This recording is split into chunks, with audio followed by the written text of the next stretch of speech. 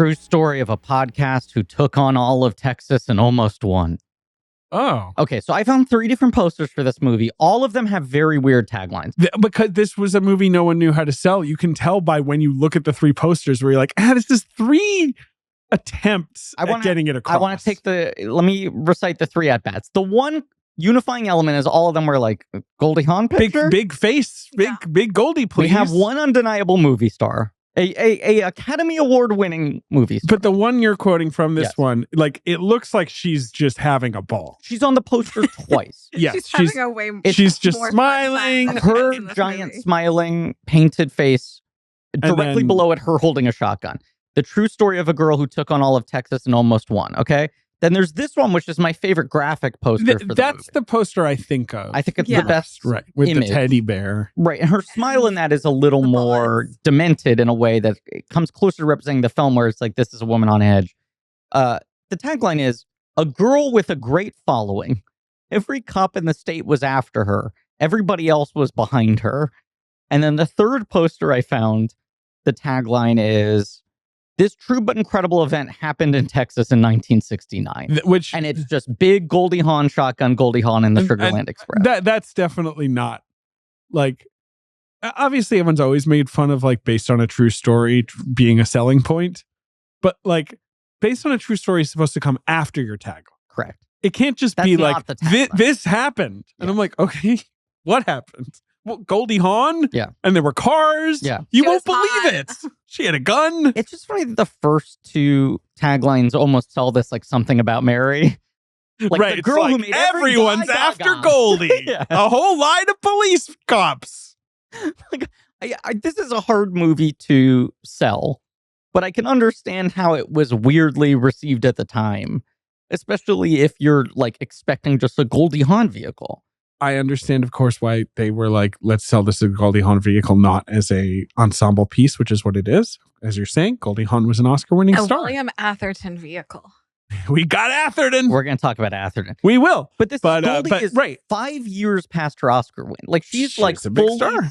Like solidly in post-Oscar win era. What does she win for? Cactus flower. Cactus Flower. Have you ever seen Should we say it? Walter Matthau, Ingrid Bergman, Cactus Flower, introducing Goldie Hawn as Tony. Cactus Flower. Have you guys seen it? I've never seen it. I write about it in in your book, which we'll talk about. Cactus Flower is incredibly charming. It's really cute. And she's good in it. She plays a girl who's in love with Walter Matthau. Walter Matthau is this is a fuddy-duddy dentist. Ingrid Bergman, who fucking rocks in it. Really? Is like his so funny shrinking Violet, who really assistant. She had done Laugh-In, and that was her first real movie. I'm saying Ingrid Bergman? No, I'm sorry. Ingrid Bergman, of course, was a main cast member on Laugh-In. And of course, her first film was Cactus Flower. Yeah. Everything else she was uncredited. Casablanca, uncredited. And Goldie is like this hippie. She's a hippie. Yeah. She won an Oscar for playing the first hippie in a movie. Is really how it felt. Who says she's gonna kill herself.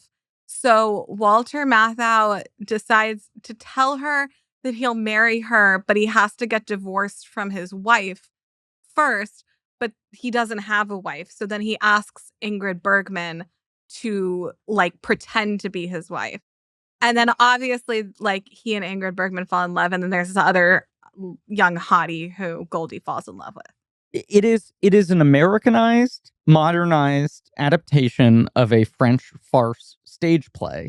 And when it's one of those movies you watch it and then someone's like, based on a French farce, you're like, okay. Decades later, it was remade by Adam Sandler and Dennis Dugan as Just Go With It. Yes. Oh, same basic in which plot Brooklyn line. Decker plays the Goldie Hawn role. Right. I mean, again, and Aniston plays the Isabella Rossellini or Ingrid Bergman. Ingrid Bergman. Yes. Who is Isabella Rossellini Senior? They should have gotten Rossellini to play. They should have. That would have been good. We were talking about Rossellini Is right before the Sandler the Matthau of his time? Kind of in his hand doggy. Yeah. Different styles in a way. But if Sandler announced tomorrow he was doing a Pelham 1, 2, 3 style, that would rule. That'd be so good. Well, because we like Sandler in New York mode. We all experienced at the thought of that. Well, we just like him to be rumpled and New Yorky. That's what I'm saying. Sandler in a shitty suit, as Pat Oswalt put it, eating a stale hot dog, looking hungover. Just going. My favorite description of that. Well, like Mathau in Cactus Flower isn't rumpled. He's playing like, it's like when you watch Mad Men and you're like, these kind of chubby guys with glasses would like pull babes, and it's like, yeah, man, New York in the 60s, like, you know, It's the and that's Mathau. The pan line I love is that like the 70s were such a weird time for movies that your action films would be like only one guy can stop this, and the camera pans over to Walter Matthau in a crumpled suit eating a stale hot dog. It's so true, but that's what she won her Oscar for, and if I'm not wrong, she's only had one nom apart from that. Private Benjamin. She got nominated for Private Benjamin, right? Yeah. But is that it? Yes. Yes. Let's find out. But Laugh-In starts the year before Cactus Flower comes out. This is a time when actors, and look, this is a lot what we're talking about on early Spielberg, transitioning from TV to film was difficult. And she's transitioning from a sketch show to film. And then her first movie, she wins an Oscar. And then her follow-up movies are There's a Girl in My Soup. I have not seen that one. Great title. $. Yeah, $. 1971, she makes a movie called $. Known as Dollars. Warren Beatty and Goldie Hawn in $. That's a bank robbery movie where she plays a lady of the night. Butterflies Are Free. Yeah. And then this. Butterflies Are Free was a big drama that won an Oscar itself, but not for Goldie Hawn.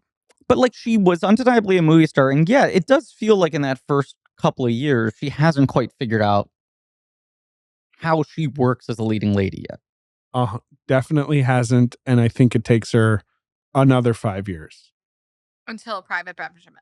I think basically until Private Benjamin. Like Foul Play was a hit, Foul Play's right? big. Yeah. Yeah, that was, so that, you know, with Chevy. I think that starts the transition. Obviously, like, Shampoo, she's amazing in it, but that's about movies about this guy, and he's like hot or something. She made a movie called Lovers and Liars. That's an Italian movie. So yeah, and then I feel like Private Benjamin, and then she has her whole 80s as like a pretty reliable she's sort of comedy figured out star. her movie star thing. Yeah. Right. Whereas in the 70s, she's still like, I mean, it's what's fascinating about this is kind of an odd choice for her. Like, it's not an obvious movie star. She's well cast. She's great in it. Yeah, would we all agree that Goldie Hawn good in the Sugarland Express? Yeah. It's so funny actually, just sort of like looking at her, you know, filmography. She hasn't made like all that many movies. She's a weird movie star because she is an icon. Yeah. I would say a 4-decade icon. 60s, 70s, 80s, 90s. She is at the top of the heap of the type of like star she is, right? I guess like, this is sort of the point I'm trying to make is like she immediately becomes an icon the second she appears on screen and Laugh-In. Huge it's icon. Like, here's this woman with blonde hair and huge eyes, and she's got the flowers, huge mouth, right? The flowers painted on her body, crazy mouth, and she says "Sock it to me" or whatever, and people immediately are like, "This means something." The mailbox was Haldeman. The mailbox was Haldeman. No, but like people looked at her like she was the fucking the mailbox was Haldeman all the time. Pile of mashed potatoes in Close Encounters, and we're like, this means something. This is culturally important, right? And then she, within a year, like goes to movies, wins an Oscar, and they're like, you are legitimate. You're no longer just like pop iconography. We are taking you seriously. And so, like throughout the 70s, she's just undeniably culturally humongous before figuring out what her thing is. And then she has a run that's like big in the 80s. She slows down in the 90s. She's made 3 movies in the last 25 years. She has, so like, but even in the 90s, Goldie Hawn, we're just starting off with Goldie Hawn before we introduce the podcast, which is fine. It's fine. It's good. Have we ever covered Goldie Hawn? This is a great question. One time for the movie Swing Shift. Right. I was the one time we covered her. Which is a very complicated film in her career. Yes, it is. Yeah. But like in the 90s, I would say the only hits she made were excuse me, in order. I'm sorry. House Sitter, which is both a huge hit and like kind of a well-remembered like cable movie. Death Becomes Her, which is like a big hit and well received. Yeah. And then her 90s apex is First Wives Club, which people forget made tons of money. But I feel like it's also like when you think of 90s Hawn, she looks like that. Yes. Right? Like it's same with 90s Midler. And honestly, 90s Keaton. Yeah. Like their looks are that. But those are three big. Oh, when I said she's only made 3 movies in the last 25 years, I forgot that she did fucking 2 Christmas Chronicles. She movies. is Mrs. Claus in the Christmas Chronicles 1 and 2. Right. Because I was thinking Town and Country, long delayed in 01, Banger Sisters 02, and then she doesn't do a movie until Snatch. And when we cover Chris Columbus on this podcast, we will do the Christmas Chronicles 2, but not 1, because he didn't direct the first one. But you're saying those were her only 3 really big hits in the 90s. In the 90s, she in Bird on a Wire is kind of a flop.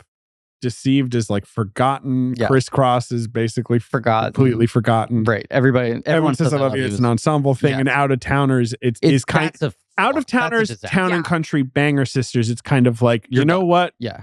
I think she decides she's done. Yes. But it's like, you know what? The Goldie Hawn business is not a Hollywood business anymore, really. But here's another thing. Like the 3 big hits you said in the 90s, those are big Hollywood movies. Yeah. Where the other thing was she was someone where you could just sell it on. It's Goldie Hawn plus, the pairing of Goldie and someone would excite someone.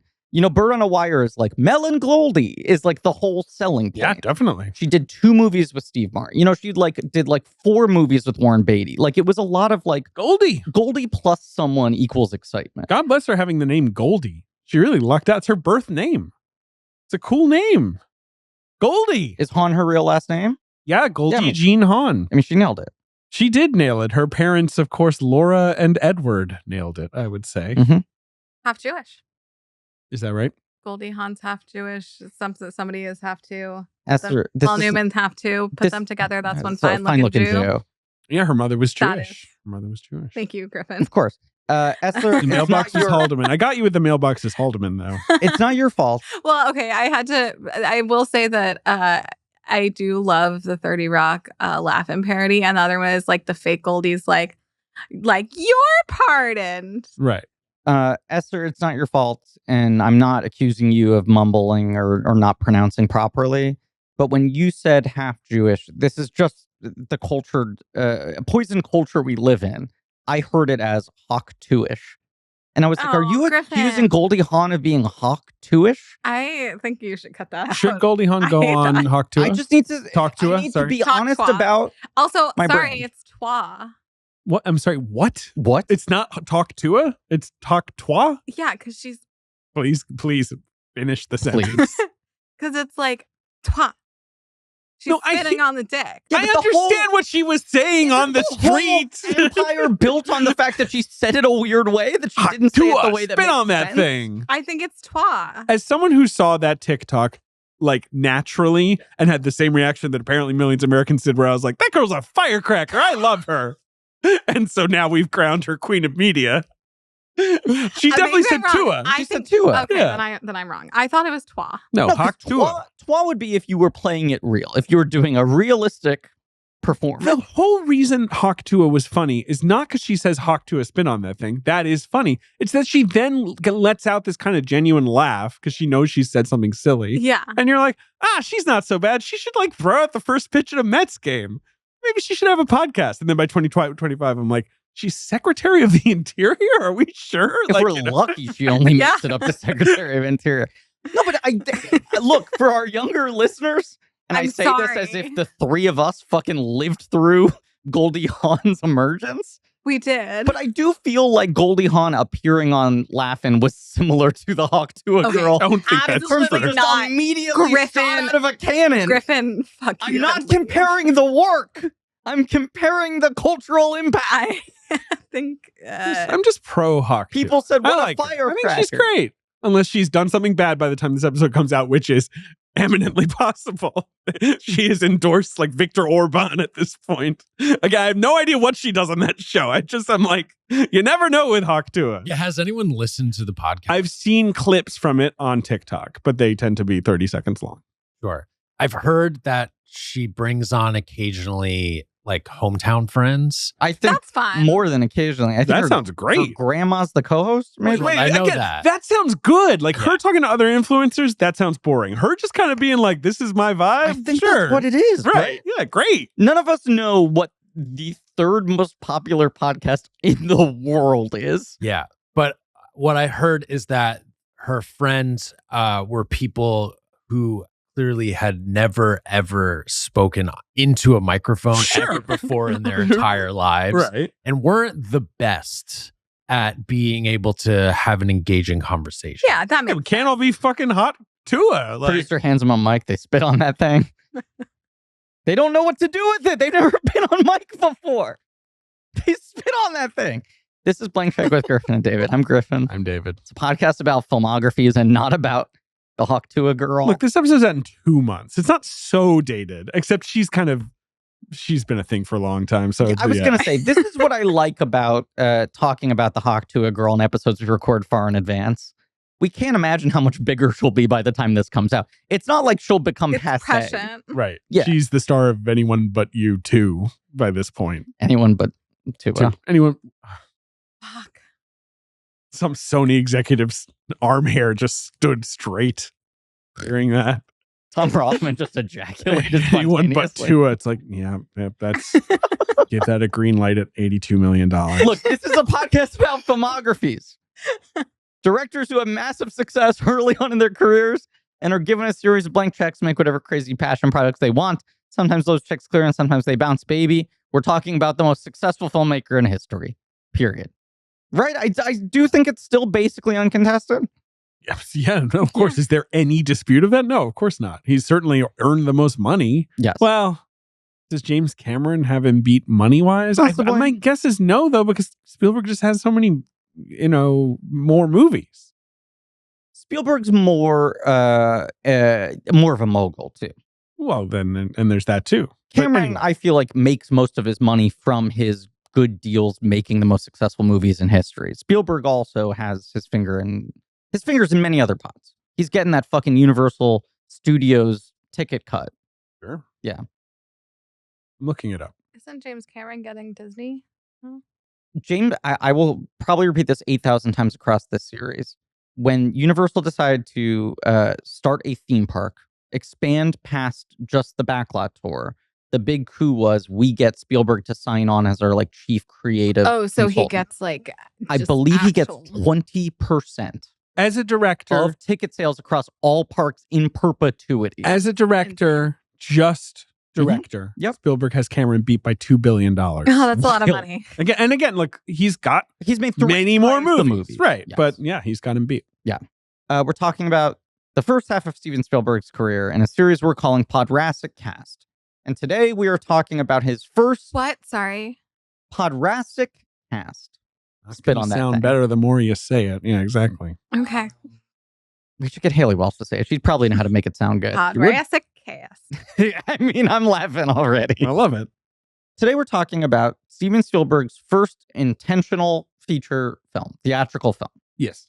Yes. He still calls it his first movie. He calls this his first movie, and that makes sense because it's the first thing he made that was released in For theaters. cinemas. Right. around, Where you know. someone said, we are giving you money to make a movie. Here you go.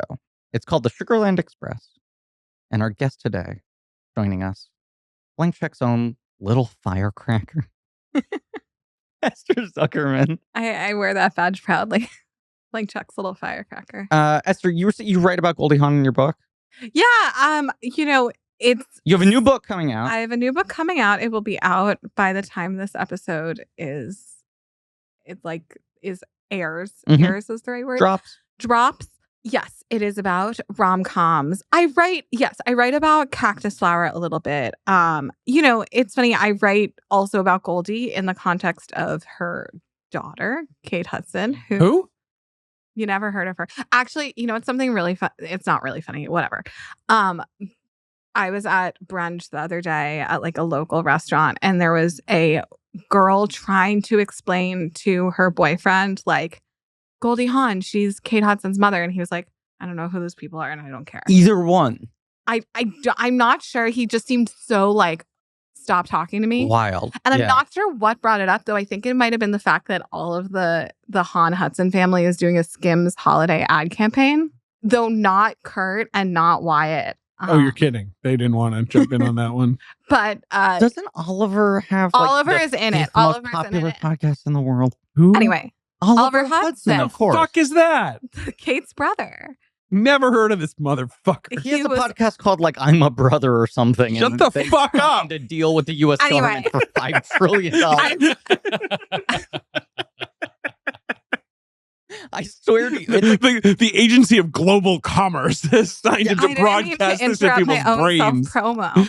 Yes, you have self-promo. What's the title of the book, Esther? Falling in Love at the Movies. Hell Falling in Love at the Movies. And rom-coms from the screwball era to today. And it's with TCM, and I talk about, the female rom-com star, and sort of talk about, Kate's run of, being a major rom-com star, and how and The Descendant, and Goldie as sort of the sort of forebearer of that, especially with Cactus Flower and winning the Oscar.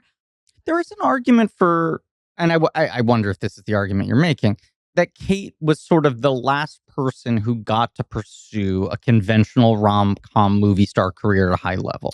Yeah, I mean, I don't really She's in that last generation with Heigl. And I don't really go chronologically. Heigl's truly the last. Heigl's the end of it, but yes. I don't really go chronologically. Okay. So, I sort of talk about, when I talk about the female stars of the rom-com, I sort of divide it into two major types, which is the Spitfire and the relatable queen. In the sense that, what is Kate Hudson? She's a Spitfire. She's definitely not a relatable. That's what I was about to say. Maybe we're maybe noticing what Kate Hudson's issue was. Is she's a pretty poor Spitfire. Yeah. I talk about Goldie. I mean, it's interesting because, it's funny looking at her. She doesn't have that many straight rom-coms, which is sort of interesting in the context of, obviously Overboard as a classic one. A Cactus Flower is one. But she did a lot of capers. She did a lot of capers. Like that. It's like Private Benjamin really isn't stuff like that isn't a rom-com. No, but also so many of her movies were sold on it's Goldie plus X, right? Like it was like two big movie stars. She does 2 movies with Chevy Chase. She does Best Friends with Burt Reynolds, right? She does 2 movies with Kurt. Bird on a Wire is Mel and Goldie, first names only. She has 2 Steve Martin movies. That was kind of the formula. But most of those movies, even when there is a central romance, I would not classify as rom-com. They're capers. Right. House Sitter is not a rom-com. Yeah. So I do, as a nice way to sort of sponge our way into promoting my book for this podcast. Thank you guys. I appreciate it. I do talk about Goldie. And I do talk about Cactus Flower in a chapter about the man in crisis rom-com. Well, yes. It's sort of all about a chapter about all the rom-coms that are basically about, it's such a female-coded genre, but so many of these rom-coms are about men having deep problems. Yeah, but also, admittedly not having seen it, Cactus Flower feels like one of those, Pictures at a Revolution turning point movies. Yeah. Where you're Matthau is an old guard movie star. And here's a movie about him trying to reckon with a flower child. Yes. Right? It is that. That is launching its own star. I know it has other things going on, but isn't that part of the alchemy that Goldie was kind of the first off the conveyor belt of this is a new movie star who represents a new type of woman that has not really existed in the media up until this moment. Which also sort of makes, SUGARLAND Express so interesting in her career. Yes. Because, I don't know, it feels so sort of outside of what she's known for doing. Well, because I feel even when she's in kind of I'm falling apart, flibberty-gibbet mode, right? There's a sense of Goldie having some sense of self. Right? Yeah. There are things like Shampoo where she's a character in crisis because she can't fully hold the guy down. But there's still this sense of she's a spark plug, she's a firecracker, right? There's a spirit within her you can't dampen. And that's certainly part of the equation of SUGARLAND Express. But the other part of it is what the fuck is going on in this woman's head? Right? So much of this movie is everyone just being, and I guess this is what those poster taglines are trying and failing to capture, is this whole movie hinges on what is she thinking? even just from the initial setup of like, why the fuck are you going to try to break out of prison when you're 4 months away from being released? And Atherton's like, I just don't, how do you deal with her? And because it's Goldie, it makes sense. And it wouldn't make sense with everybody, but that is Goldie's magic, I would say. She makes movie kind of logic make sense because she's such a big personality. And to the extent that later in her career, or even in this movie, a movie like House Sitter is basically like, what if you met a Goldie Hawn type? Like, can be basically kind of the premise of your movie of like, uh-oh, she's crazy, like, and fun, but insane, but like a lot, but like, you know, bewitching, you know, it's just like, yeah, Goldie Hawn's in your life. Is this the only movie that like makes her dangerous? I don't know, Private Benjamin, she was in the army, the U.S. Army. Well, but she's very responsible. No, she is? Oh, nothing goes wrong? She gets there. She gets there. Yeah. She's a Jewish American princess in that movie. I know. That's a good movie. Yeah. Wildcats, is she dangerous in that one, running a football team? She's I've got some never seen dangerous Wildcats. plays. Yeah. Banger Sisters, did they make like explosives? Yeah. That way they're called that? Never seen the Banger Sisters. That's a classic movie that came out when I was a teenager where I was like, no part of this is for me, I think. I remember getting the completely expected perfunctory Best Actress in a Musical or Comedy nomination for Goldie at the Golden Globes. And when they cut her in the audience, you could see on her face, shrug. she was like, maybe I'm retiring. Maybe this Unless is my Amy last Schumer movie makes a movie, I'm for out. 15 years. Is she good in Snatched? Yeah, I like Snatch quite a bit. I liked Remember that Snatch movie, was and I sort of totally well forgot received. about that movie. Yeah. I mean, no, it wasn't well received, but like quickly got there was a bit of a whispering of like, I know we're all over Amy Schumer, but Snatched ain't bad. Yeah. That was my take. Yeah. Yeah, Snatch low-key good.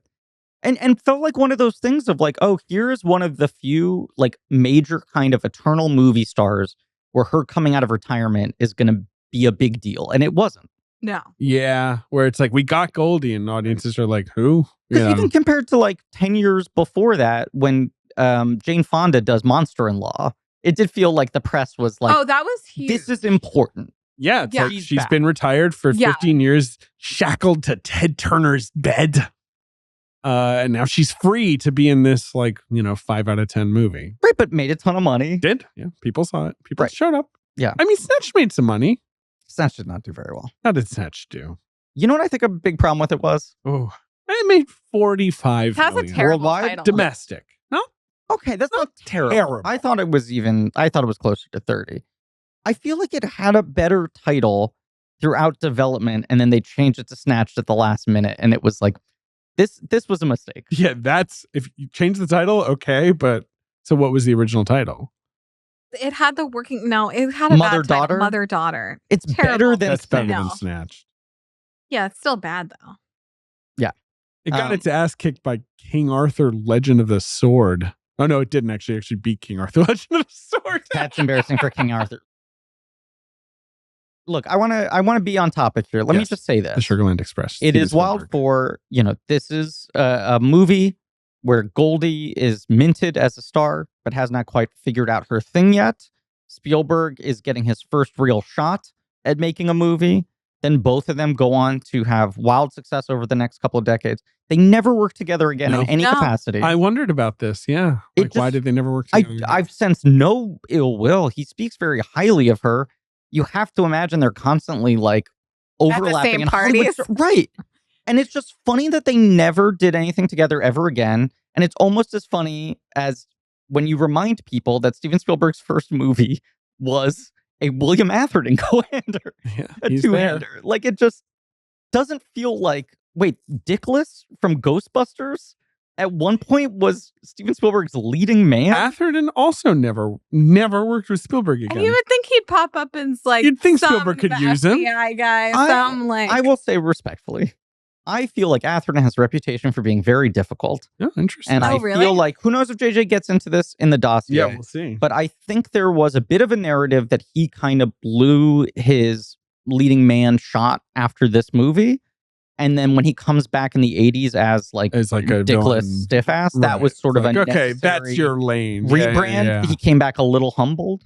Not to jump ahead, but did you guys look up the guy who plays Slide and what his deal is? Oh, yes. Wait, what's the? Should we just? You mean get into Michael this Sachs? right away? Yeah. Yes. The guy, because he's in Slaughterhouse-Five. Yep. Yes, but Which do you I've know what seen. he does now? Like No, what he what like? is it good? Michael Sachs. Well, he host I a don't know. podcast? He worked at Morgan Stanley for 10 years. Okay. And he's just like He just became a rich guy. Became a rich guy.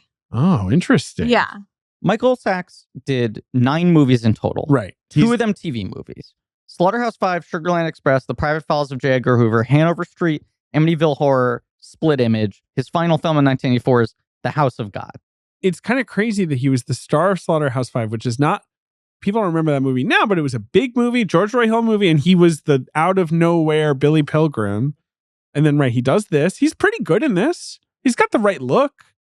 And yeah, like by the 80s, he's done. And I guess he retired in 84. Yeah. Yeah, he's like doing movies with like Harrison Ford. He's doing Amityville Horror. Like he's in big shit. And then I'll just read this paragraph. After spending time working in technology positions on Wall Street, in 2004, Sachs joined the online bond trading company Market Access, AXESS, as head of global applications development. Jesus. He was employed by Morgan Stanley from 1994 to 2004 as executive director, global head of bond technology for the fixed income division. Griffin, this is not interesting. This is fascinating. I mean, reading it aloud, I mean, it's interesting that he just pivoted to being a rich guy. But it's just held like all of these fucking positions for he's fancy. 40 years now. And he's still alive. Yeah, you can look him. I just Ben looked him up Johnson, on, though? I just looked him Dead. up on What LinkedIn. a loser. What's he thinking? Ben Johnson lived a lot longer than I thought. Should I connect with Michael Sachs on LinkedIn? Yes, you should. The thing with Ben Johnson is you're like, oh, he lived like another 20 years after Sugarland Express. So he must have died at the age of 100. No, he died at 77. He's only in his 50s in this movie. Oh, God. He reads like so much older. And of course, he won the Oscar a few years prior to this. And it was this Oscar that was kind of like, the old lion of the, Western, like this old vet. And it's like, he was like probably like 48. And they were like, we're sending you out to pasture, Ben, But like. the Very reason, Rick Dalton. the reason it felt that way is a lot of these guys died at 52. Yeah, I mean, to be clear, I think he probably was in his 50s. Yes. But still, But you know what I'm saying? Yeah, like, yeah, even like, Robert Shaw, who we'll cover next week, was dead within 3 years of Jaws. A lot of these guys died very young and died very young, basically of old age, where people just lived so they fucking kind of hard. they just accelerated down the old Right. That I was age like, road. It was like, yes. right. Ben Johnson lives until the 2000s, is making movies until the end. I was like, right, he's in Angels in the Outfield. He lived until 96. 96. I'm sorry. Oh, no. Yes. No, 96. 96. Yes. I'm sorry. He died of a heart attack visiting his still living mother Jesus. at a suburban Phoenix retirement community where they both lived. So I guess he was like going to the building across the street or whatever. And she lived another 4 years and died at the age of 101. That's insane. Mazel It is tov. kind of insane. And there's a sculpture of Ben Johnson in Pawhuska, Oklahoma that you can go see. Pawhuska. That's where they Pawhuska. filmed Killers of the Flower Moon. Then we should go see the statue and then the location of that film. Pawhuska live show? Do they have a venue? Do you think what's a comedy lounge? What's a chain? What are they? Chuckle Hut. Yeah, exactly. Bananas with a Z. David, crack open the dossier. Because there is more of a gap between Duel and this than I remembered. Duel. Have you seen Duel, Esther Zuckerman? I have never seen Duel all the way through. I've seen clips of Duel. It rules. Duel does rule. Check it out. Duel rule. Duel Hawk Tuah. Duel rules. We have to stop. God, I'd Steven love to hear Spielberg Haley makes say that. Duel. Yeah. It's kind of hot stuff, and everyone's like, At least within the okay. industry. Not That's what I'm saying. Like, but Yeah. there's buzz. Everyone's Yeah. like, okay, what's Steven gonna do? And Steven Spielberg says he was offered a bunch of movies right out of Duel, but they were kind of bad. Right? Like suddenly it's like, yeah, get that guy. But I think he's probably being sent whatever warmed over projects are Program, kind of right. sitting around. Sure. Right.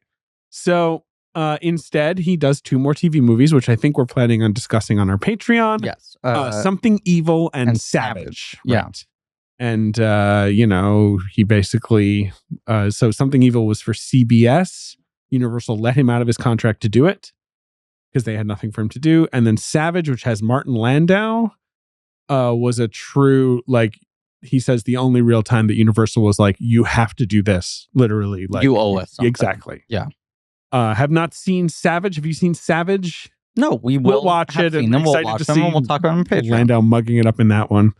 And then he's thinking of making a movie called McCluskey, based on something that Greedo once said to Han. Oh, fuck you. It's based on that in the same way that Sugarland Express is based on a true story. It takes some liberties. It changes some of the words. Was that McClunky? Yeah, that's what I'm saying. Yeah, I know. Changed some of the syllables. It's sort of based on It's inspired spiritually. Okay. Because that is the real thing that Greedo said a long time ago. It's still it's the funniest shit in the world. Weird that he just says McClunky. Yeah. Connor Ratliff, when we do George Lucas talk show, anytime he refers to the McClunky cut or he tries to like sort of pathologize the thought behind the McClunky change at the last minute, it feels like the kind of thing Connor would make up. And it's so weird that it's just really the last thing that George Lucas did before selling the company. Right, like one little perfect final change. And then I'm ready to let go of Star Wars forever. And his final statement was McClunky. Anyway, Spielberg wanted to make McCluskey, a Burt Reynolds vehicle, which is later made by Joseph Sargent and is given the slightly better title of White Lightning, which is, a good title. Spielberg truly comes aboard that project, but decides not to do it because he's working on it for like 2 months, scouts some locations, is starting to casting, and he's basically like, this is like a journeyman movie that like is a Burt Reynolds vehicle. Why am I doing this? Yeah. And so he backs out and decides like, I need to do something a little more personal, which is why I'm sort of like, how'd you get to Sugarland Express? But we'll get to that. Yeah, yes. Major pin in that because I got some thoughts. He also briefly was flirting with California Split. Interesting. And Cruisin'. Okay. And I'm assuming that's not the Friedkin moving. Not the Friedkin moving. Because it's Cruisin' with an apostrophe. Can you imagine Steven Spielberg directing Cruisin'? Is that the one Steven Spielberg's Cruising, like they go into the gay bar and the camera just doesn't go in. It's just like, let's leave. I was going to say, it's the most explicit handshaking movie you've ever seen. Hello, nice to meet you. Oh, God. Just leather daddies tipping their caps. Right. Good afternoon. And she was like, this is sick. Unbelievable. The violent underbelly. Is Cruising with an apostrophe the movie that ends up being the Curtis Hanson, Tom Cruise, Jackie Earle Haley movie, or a third entirely different movie? No, that's Losing. Oh, I'm sorry. Isn't it? I don't know what Cruisin' is, but JJ has highlighted it. Now, Spielberg had been thinking about the Sugarland Express since in 1969 he had read a news story about this true story. He'd pitched it to Universal back then, about this Texas couple that, took a highwayman hostage. Universal's like, this seems like a bummer. No. But now he's got a little juice. Okay. So he's trying to revive it. He takes it over to Jennings Lang. Okay.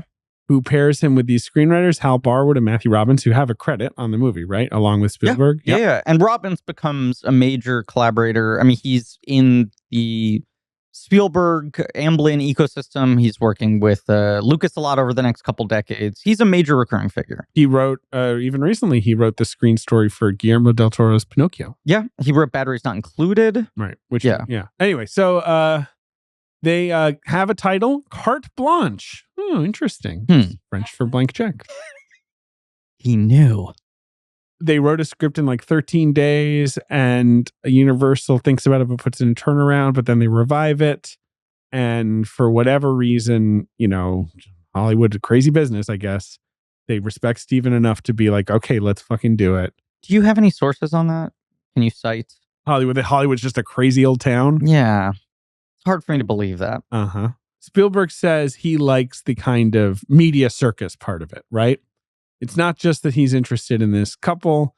He likes the sort of American condition of today, sort of statement you can make about it. Like, he relates it to Ace in the Hole, the great Billy Wilder movie, right? It's not just about the event, it's about the thing that unfolds around the event. Which, does start to become a major theme in American movies across this decade. Like, Dog Day Afternoon is sort of the apex of this. And a better film than The Sugarland. I agree. But the modern relationship to crime and news and, right. The first wave of, Ace in the Hole is actually more of the first, but of like television and all that stuff. Right. Yes. Yeah.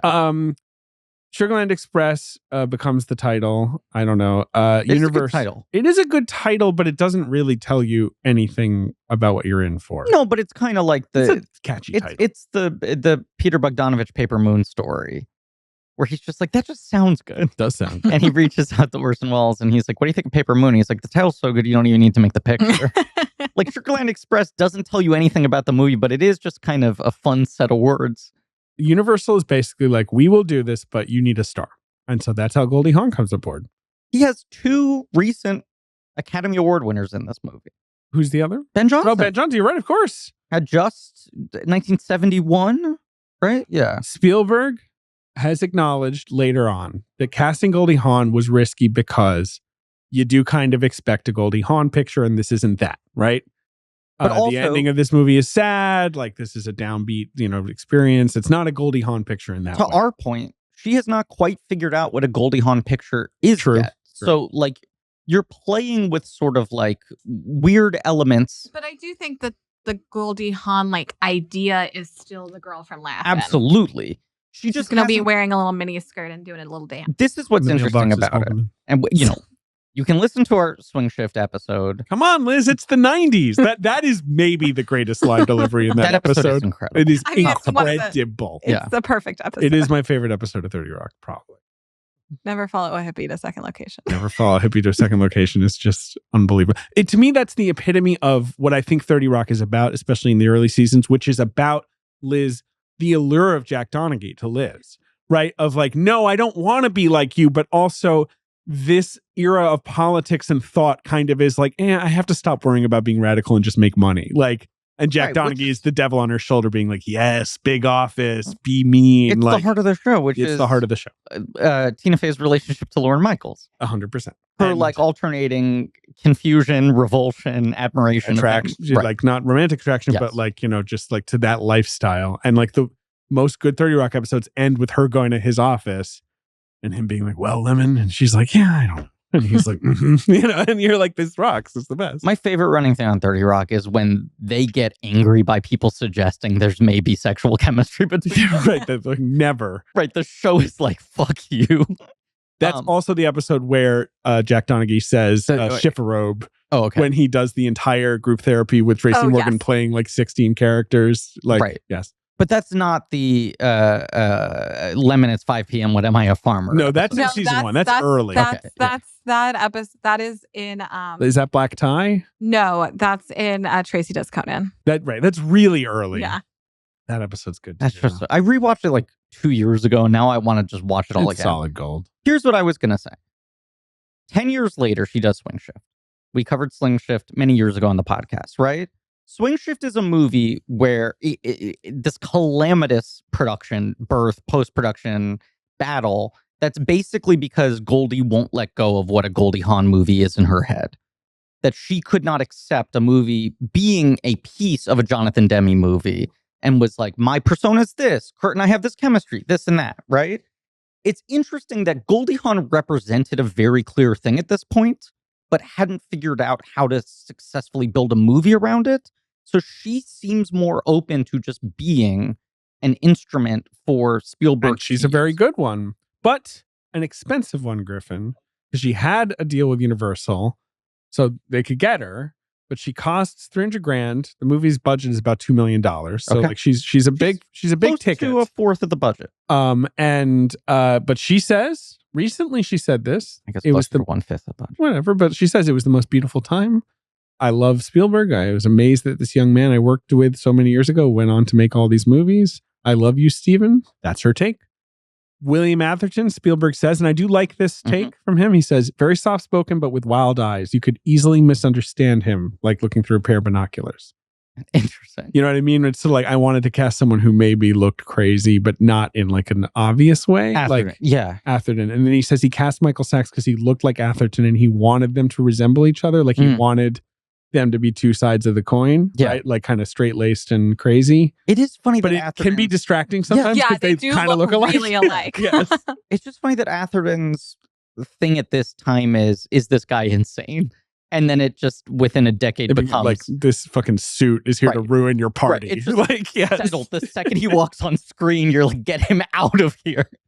Buzzkill. Spielberg says Hawn is wonderful on take 1 and 2. Gets her second win on take 7 and is marvelous again on take 12 or 13. On the other hand, Atherton is this New York actor who's very serious and demanding, and he gets better with takes. So Goldie would be wearing thin as Bill was getting better. I love to hear directors talk like that. Because then you really are like, yeah, they know. Like, they think about this stuff, and they won't talk about it too much because it's a little impolite. But also, look, this is Spielberg. But now it's like 50 years from now, Spielberg can talk about this. This is his first proper movie. He's directed less than 10 professional things at this point, right? In total. And for him to already have a sense of like, you know, when people talk about, an actor's director who's good with actors, what that really means is someone who is intuitive and empathetic and observant and understands how to deal with different people differently. Right. Because there is no one size fits all thing. And like, you do have actors who have different processes, different like arcs of when they're going to have the most juice and shit like that. And for Spielberg to already at this age be able to clock that and be able to manage that and figure out how to like create a flow around that, it's like the Spielberg blocking shit, right? Not to get ahead of conversation here, but it's like, you look at this movie and it already has the crazy Spielberg oneers that are totally unshowy. You don't notice until like 2 minutes in, like, wait, there hasn't been a cut. And it feels like for the sake of, how would I put it? It's like story economy, right? Like, he's trying to simplify things. And I'm sure also simplifying his shoot day by figuring out how to get things in one extended shot. And the blocking is so precise, but you compare it to someone like Hitchcock, who would do similar things, but was so contemptuous of his actors and talked about them like paper dolls and puppets, right? Yes. And he would like hire a movie star and just be like, do your fucking movie star thing, and then hire a woman and yell at her, And like, Spielberg is someone who is like collaborative with actors. You really feel like he's trying to meet them where they are and like synthesize different sort of acting styles, performance styles, tones, and whatever. But in an era where a lot of other filmmakers are going like, I let the actors do whatever they want. They're free. There's no blocking. The camera's loose. We're shooting it almost verite style. Like, that's the style that's on the rise, because this kind of traditional blocking, framing, sort of like intentionality of shot structure is starting to seem a little rigid and classical and passé. And he's like this one guy who's able to marry the two things, like the modern style of performance and like treating actors as collaborators, but also have these sort of very intentional, man, the actors keep on landing at just the right spot at just the right time. Yeah, absolutely. It's just wild to me. They shot it for 60 days on location in Texas. Shot in continuity to keep costs down. Makes sense because of all the cars you need at the end of the movie. Spielberg is basically has never worked with a crew this big, right? So Zanuck, the producer, is like, well, let's ease him in, give him a sense of control, and then gets to set on the first day and says he was about to get ready for his first shot, and it's the most elaborate fucking thing I'd ever seen in my life.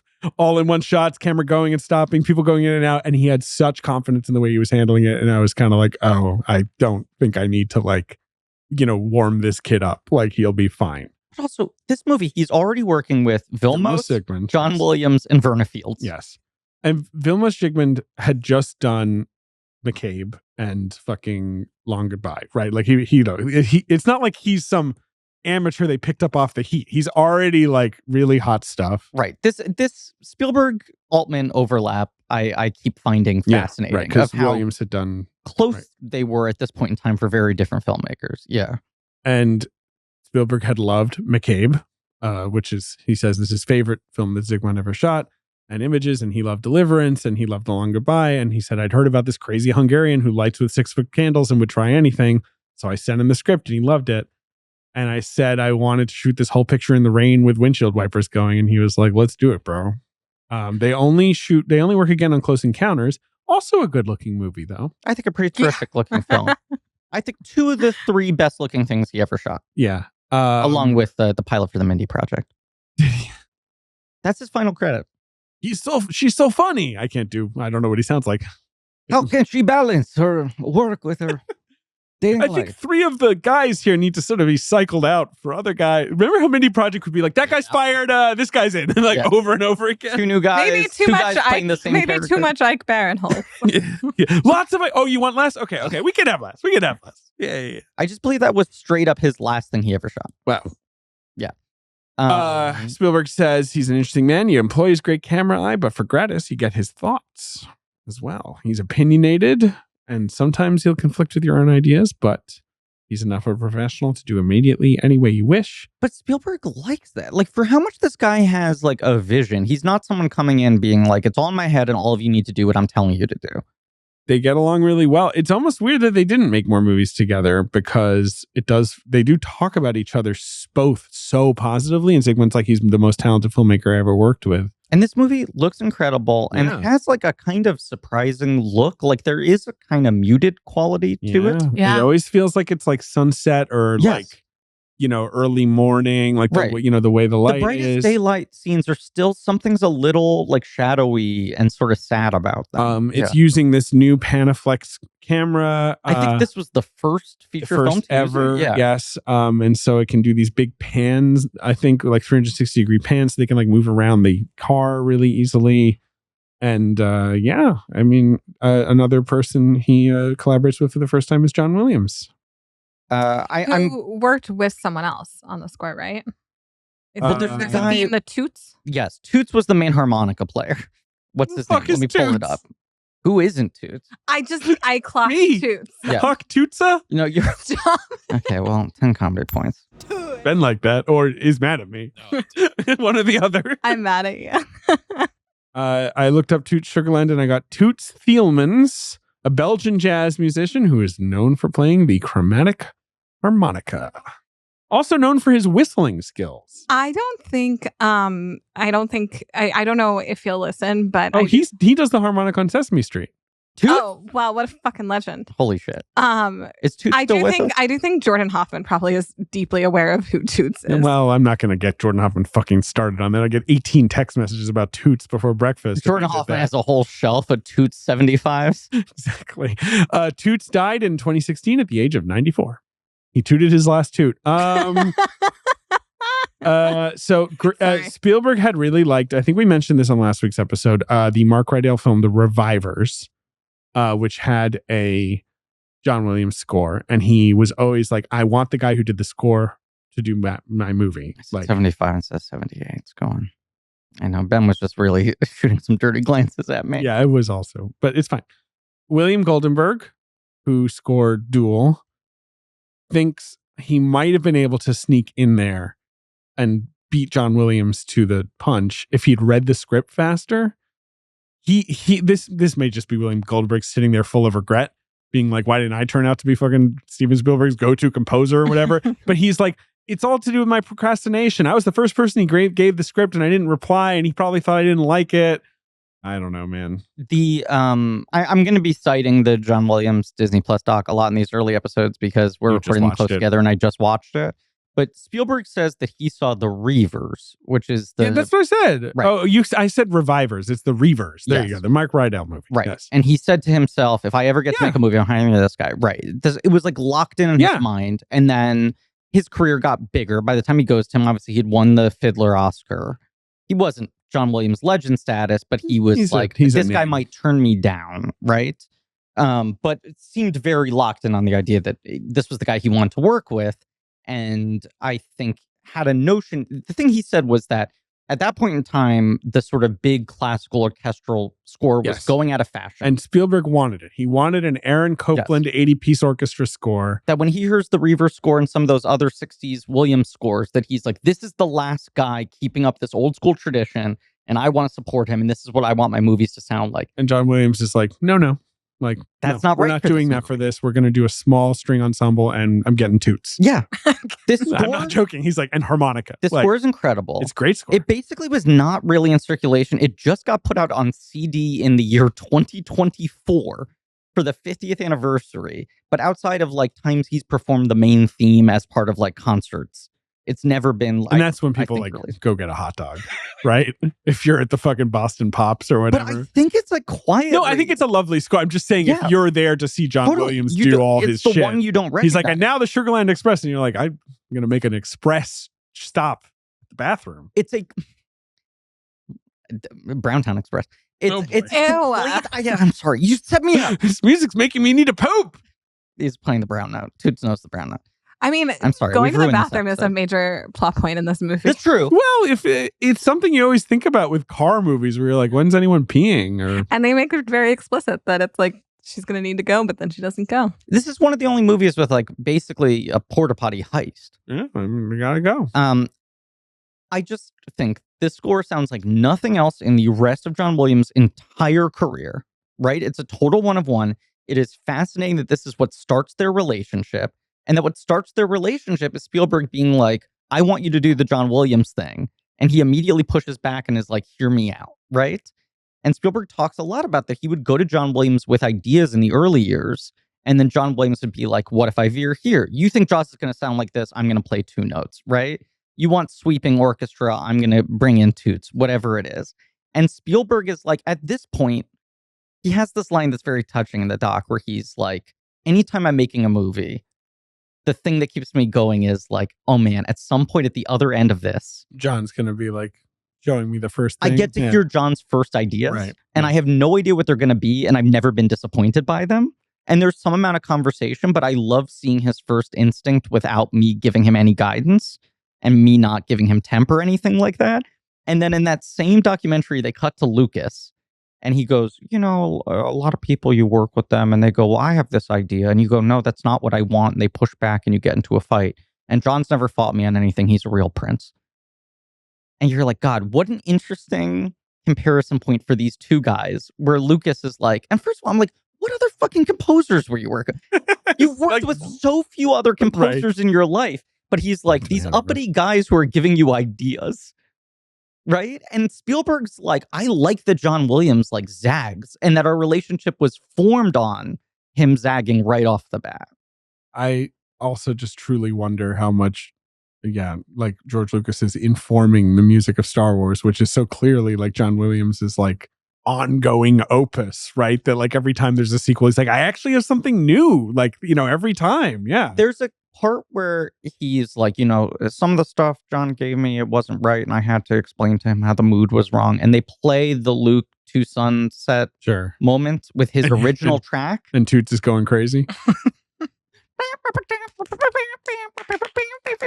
But they play it and you're like, this doesn't work. And then they play the final version, and it's like a transcendent moment that like immediately solidifies that movie in like cultural history. And I'm like, I cannot imagine what the note George Lucas gave in between it. Like, obviously they got to the right place, but knowing George Lucas, He just like mumbled something. was he just like, oh no, it's wrong. Louder. Yeah. French horn. Don't you dare disagree with me. Sebulba. He Is kept Sebulba saying in this Sebulba. scene? He's over there. You McClunky. can't see him. What if George Lucas buys Star Wars back and then just puts Sebulba in like one scene of the original Star Wars and then sells it again? It's the biggest mistake Kathy Kennedy's made. Not like doing a Sebulba Not movie. going all in on Sebulba. I think it is a Star Wars story. I think it is a mistake how they did a bunch of Star Wars shows, but they never like had the guts to do like a pod racing show. Yeah. Where it's just like, that's so built for a show. Like the world of pod racing. Also just synergy. Walt Disney Company, right? Their whole portfolio. Just start animating full pod races and airing them on ESPN. Don't make a show that's like a narrative. Just let Right, me just watch. Invent pod racing as a real sport. Right. Script it, rig it, animate it. Right. Like, you know, you're going to have to rollerball it. It's going to have to be in some, Right. Some country where, you know, you can do that. Like, Just you know, some regulations Get or maybe a Proof little Saying lighter. to record some Right. new color commentary. No, that's got to hurt. I don't care what country, universe you're from. My whatever he says. dad's losing it. Okay. Back to the Sugarland Express. Let's begin the plot. Sugarland Express is it's not a short film, but I do feel like it's a pretty It's 1 hour 50. simple, economical. you know, economical kind of straightforward moving movie about a couple, Lugene, played by Goldie Hawn, and Clovis, played by William Atherton. Kind of crazy names. And Clovis is in jail, and they have a son, and the son has been given to foster parents. And even though Clovis is about to be released from prison, just a few months, 4 months. He's on pre-release. Right. They're in the sort of like lower security. Right, the sort of halfway phasing back. right. Yeah. She gets him out, breaks him out of jail, and they are going to go retrieve their kid, I guess, which is stupid. But this whole movie hinges on the plan being inexplicable. Right. They never really have a plan. They don't have a beyond plan, yeah. we're just going to go get him. And it's like, okay, and then what? It's like nobody seems to have an answer. By the end, she's like, oh, like, we're going to go to Mexico. We're going to do... Sure. And like at the very end, she's like, we're going to do this right. We're going to do parenting right. And it's like, wasn't this your whole plot? Like, wasn't this your whole idea? No, the major difference from the real story is that in the real story, he was not breaking out. They had already been released. He had been released. She had been released. And then they proceed to hold this cop car hostage. Right. And have them escort him across. They did want to try and get their son. And it had the same basic ending of he died. I think he was shot and killed instantly. And she went to jail. Yeah.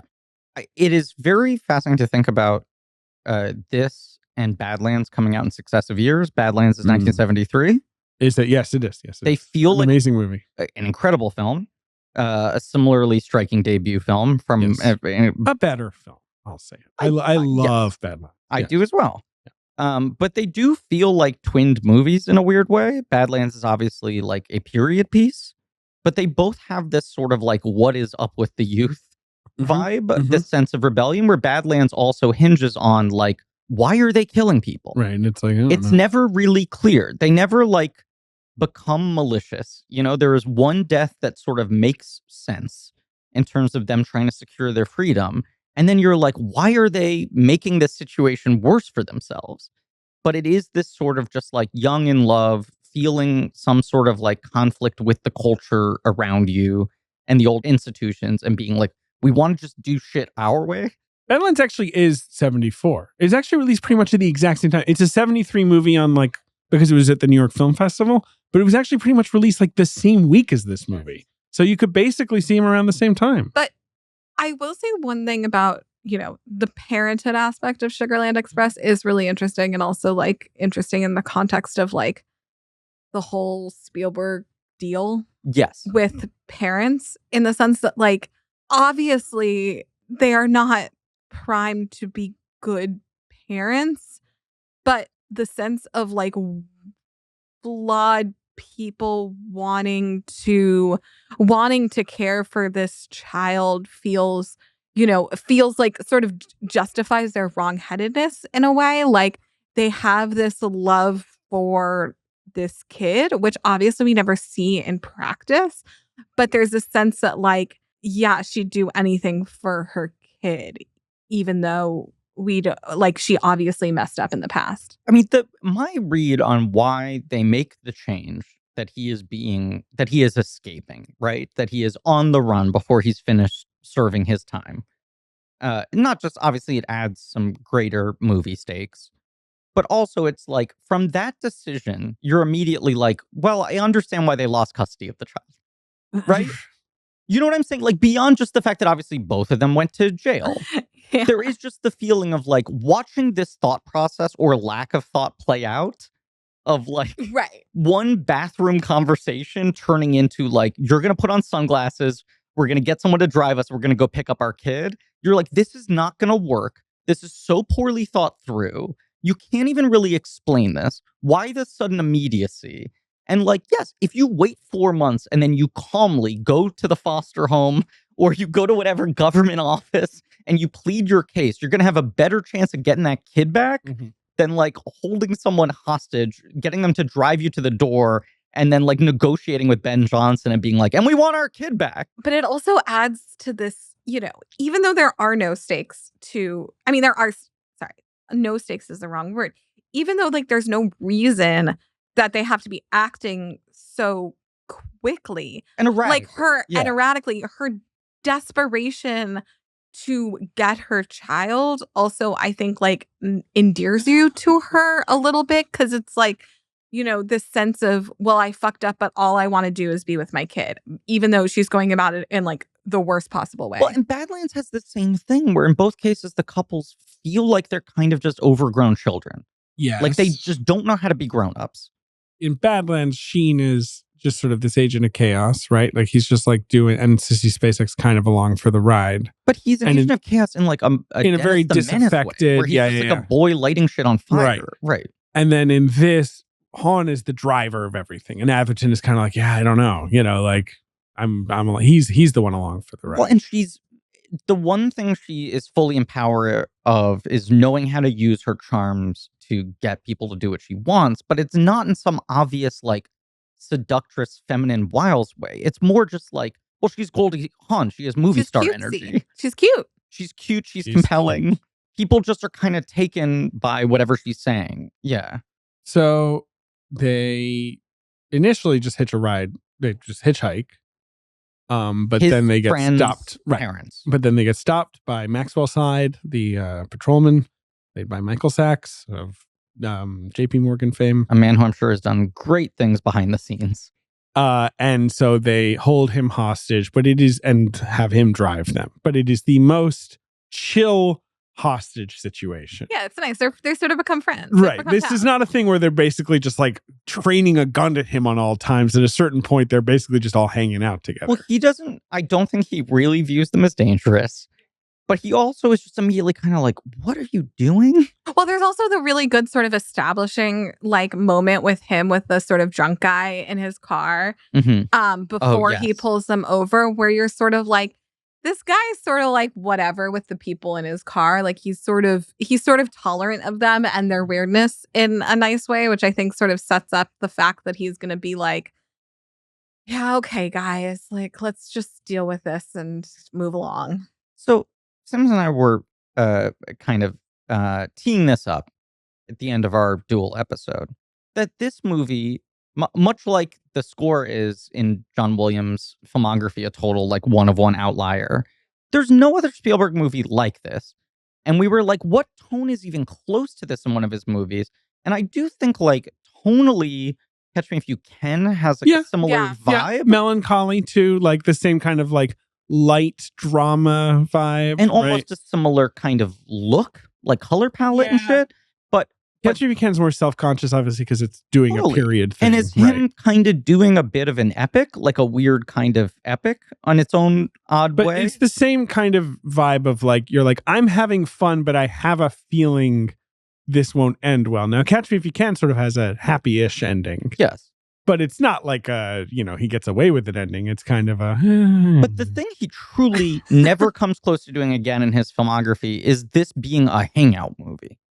That, like, as we said, once like 30 minutes in, they're in like Sachs's car. It's a slow chase movie. It's not like a real propulsive chase movie. It's everyone's kind of ambling along.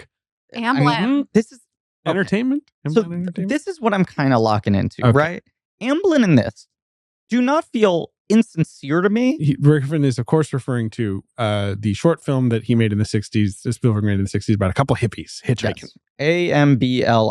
AMBLIN', which then he later removes the apostrophe and makes it a production company as if like, oh, yeah, I guess it's a real word that means something. It's like, no, it's just ambling without the G, right? I don't think either one's insincere, but these are the kind of like personal films that directors of his generation were making at this point in time, speaking to the youth, right? And the vibes and these sort of like character pieces and actor driven pieces and hangout pieces and all this sort of shit. Kind of innately not who Spielberg is. Not what he becomes, for sure. And he seems so, what we know about his youth, like so disconnected from all of that in any way, shape, or form. He was like a very serious, moody kid who was like very focused on his work. But he lived out in the desert in Arizona. I feel like he does have some sense of that. He moved a lot too. And he lived in wildly different states. Right. So he has this kind of sense of America. And like I do say, the shadow of Seth Rogen cucking his dad looms over this Sugarland Express. Right. Like you hear the laugh. No, I mean like echoing. Close Encounters is the movie, his third film, where you're like, oh, okay, this has been torn out of his soul for us, right? Like this is everything that's going on in this boy's brain. This and Jaws is a little more, both of them, they're both good movies, hot take, Sugarland and Jaws, but they're both, and Duel, but they are both like, this is a supreme stylist who has grown up on a fire hose of like television and movies like who just has such a sense of how to deliver entertainment. So Duel is just like tight as a drum filmmaking exercise, right?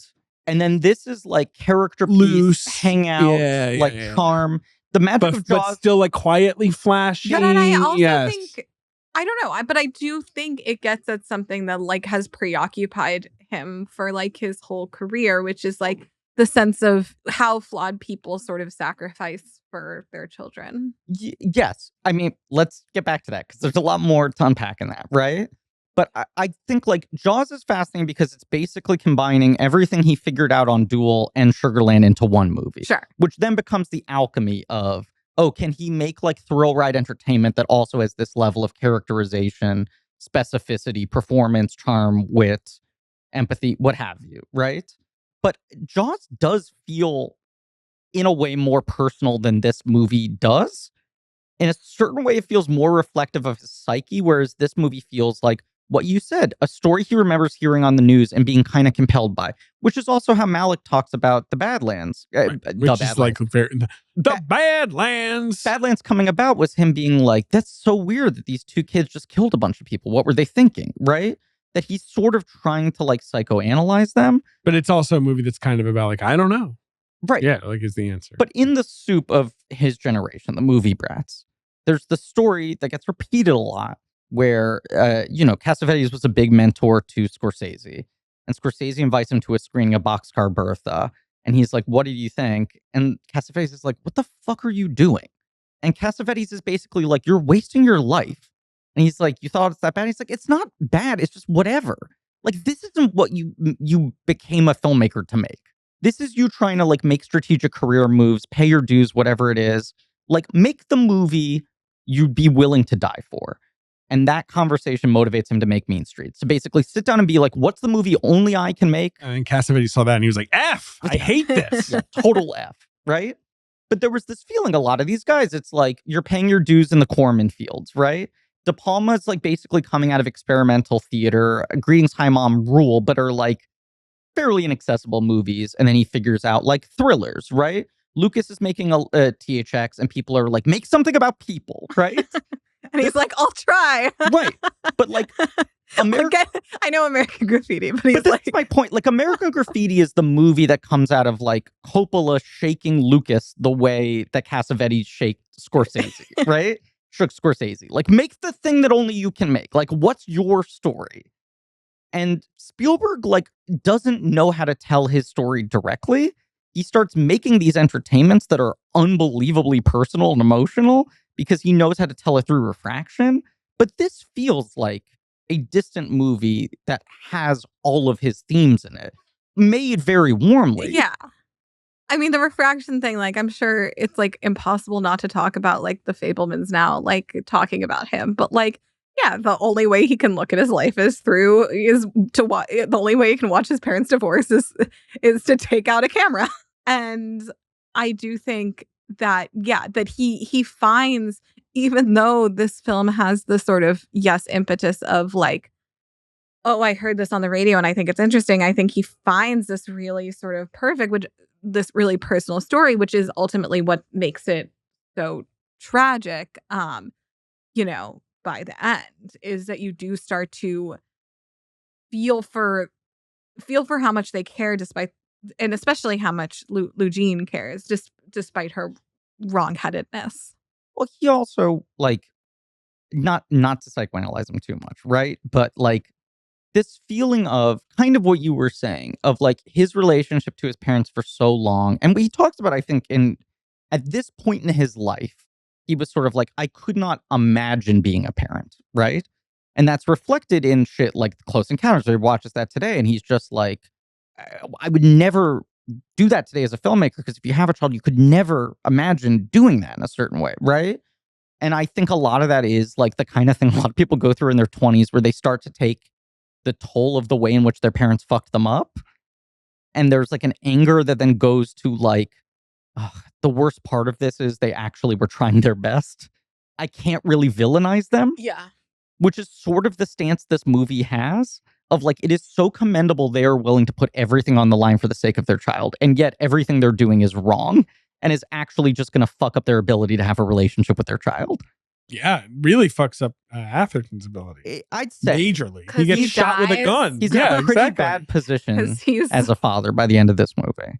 it also just there is this sort of trick too of that first shot of the child in the foreground, and he's with the dog and he's just like crying, and also it's Zanuck's son is the kid but like is like there's this misery to the kid, and obviously the kid is probably fine with these stuffy duffy parents, but the fun and the life that this couple, Eugene and Clovis, has is so inherently attractive. The first moment you see the kid, I believe, is like minute 47, right? And you basically have these two mirrored shots. It comes right after the porta potty standoff. And then you have this shot of basically from inside the porta potty of Goldie opening the door, right? Yeah. And then it cuts to, right, Goldie opens the door from inside the porta potty. She closes the door, and then it cuts in the blackness to the kid opening Incredible the door. cut. Yeah. And outside, Verna Fields worked on this movie, obviously, like right, a legend in the outside the press coming to interview the kid and the foster parents about this growing story, right? The shot of the kid in silhouette from behind the door opening is so similar. Close Encounter. Yes. Yeah. The probably like the most famous shot of his. Yeah. Right. Except this is the first time we're seeing the kid, and it's a moment of just like, this kid doesn't know what's about to hit him. Like, this kid is oblivious. But also the kid is oblivious the whole time. Like, that is also the sort of the tragedy of it too. This kid has no idea what's going on. Like, he's so little. Like, that there's just this sort of aura of trauma around him, but like but he probably has no actual conception of what's going on in his life. But like, Spielberg is so close to making this pivot to realizing a lot of his magic is the ability to tell stories from the vantage point of a child, right? And children who are cognizant at the center of this kind of chaos, and they're processing it, they're digesting it, it's changing them. Even Close Encounters, where the kid isn't the main part. Yeah. Or Jaws, where the kid is part of the cast, but the kid is very specific. And in some ways, I think the fact that this kid is just not really cognizant and like sort of overwhelmed, and you see him crying and is just being sort of shuffled from place to place, also like sort of fits with the theme of the movie too, and that like no one has any fucking idea what's going on here, so and then you get back to the thing which you guys said, which is basically like Eugene and Clovis are children, and there's like the incredible so Spielberg-y moment when they get in the van. What are those cars called? Like and they're watching the Looney Tunes through the window, and you see it reflect in their faces, and Clovis is doing the sounds, and you're just like, oh yeah, these are children themselves, and they are Looney Tunes characters in a way. I apologize, I correct myself. You have the earlier glimpse of the sun on the front lawn. That's what I was talking about, which is the like that first, there's the shot with the dog. Yeah. Right. Cool, but that's foreground, the kid just kind of playing innocently as the cop is pulling up in the back. And then the cop is pulling up and the kid starts like sobbing. Yes. So minute 27 is the entrance of Ben Johnson, right? And in this movie that's already taken this pivot of like, oh, how quickly they get comfortable basically being in a throuple with this cop, a non-sexual throuple, right? Like, now they're just like three folks hanging out on a road trip. There's that immediate sense of like, are they like bulletproof because they have this guy on their side? They have this kind of like magic armor, and now they're just going to drive to their destination, and they think they will be able to make this work, and everyone else thinks like this is going to end up badly somehow. Ben Johnson's introduced at minute 27, and he gets a kind of very classical movie star introduction. And he looks great. He looks incredible. And there's this air of like, here's a legend in your movie. Like, here's like a heavy hitter coming in. And the moment you'd expect in most movies, like, okay, now the plot's really going to kick in, because now this guy is on the hunt. He's going to be like a fucking sniper rifle trying to take them down. Yeah, we're going to be bouncing between these. And this is right. Going to be the dominant supporting performance of the movie. And he's going to get an Oscar nomination, and Tommy Lee Jones or whatever, in The Fugitive or whatever. Totally. And yet he also has this much sort of like more melancholy, wistful energy. Hugely understated performance. Totally good Incredible performance, I think. But not like a big dominant character at all. Basically kind of just does it all through nothing. you kind of get everything you need to know about this guy through very little dialogue. Like, well, and also the feeling that it's not spoken, but that he's like, this is a tragic story. Right. That he knows Nothing right good away. will come of this. Exactly. That nothing good is coming of this. It's already a bad situation. And like, I And mean, they either have to shoot them or figure out a way to stop them. right. Like, Last Picture Show is one of the shorter runtime 2 Oscar win performances ever. He's little of the He just movie. has the amazing monologue. He has one amazing monologue in the first 30 minutes. As does Cloris Leachman, Yeah. basically. And each of them win an Oscar for it. Cloris Leachman's really amazing in the movie, and she's all over it. But I think they both are winning for these big speeches they have that they crush, right? But hers comes at the very end, and Ben Johnson, without spoiling Last Picture Show for people who haven't seen it, is basically out of the movie at the 30-minute mark. Yeah, he is good, though. He's fantastic. The Lion, right? But you compare like that movie, like Sam the Lion, foregrounding him so much at the beginning, giving him one big emotional speech, and then he's gone, right? Versus this, where he's just kind of steady and stable throughout. Yeah, I mean, he's almost not, he's just this steady hand. And you sort of, you come in expecting him to be a villain, quote unquote, maybe. And instead, he's sort of as resigned as everyone else to, these kids are like, I have to handle this in the best way possible, but I feel for these kids. Well, there are 2 takes. There's one in which he's the villain and you want to see our heroes outwit him, right? Yeah. And then the other, they're never going to outwit him because they're silly. Right, but the way this movie is characterized with them being silly, there's also a version of this at the 30-minute mark he enters and you're like, finally a grown-up. Someone who's going to take responsibility in this movie. He's going to sort this out. And we're rooting for him to find some amicable solution. Everyone else is running off half-cocked, but he wants to cool it down and maybe get them out of this alive. You know, that is your hope, sort of. Yeah. But then it doesn't happen. No. Gets shot. He's just kind of patiently. Yeah. I mean, I love the scene where he takes down the 2 local dudes who have sort of been like self-deputizing and unloads their guns. And it's just like, this isn't like a game, you know? Right. And I think that's Spielberg's take, right? Is that it's like you have this tragic little story and wrapped around it is this little circus, this media circus that like helps nobody. And the movie isn't like Dog Day. Dog Day Afternoon is loud and very forceful and political and so like compelling to watch. And Sugarland Express never gets to that kind of fervent polemical point. It's more just quietly saying like, you know, isn't it a little sad how, you know, the story becomes people almost waiting to watch these guys get shot versus trying to figure out, you know, how to help them. No, I mean, well, but also, you know, the Dog Day Afternoon thing you're saying, it's like, yes, there's this sort of, don't you want, like, yes, everyone's sort of itching to watch them get shot. And it's interesting here. There's a kindness to the way people are perceiving them. Like, yes, there are the, you know, self-deputy guys who are like, you know, let's shoot them very, you know, which feels very modern in a way, in a gross way.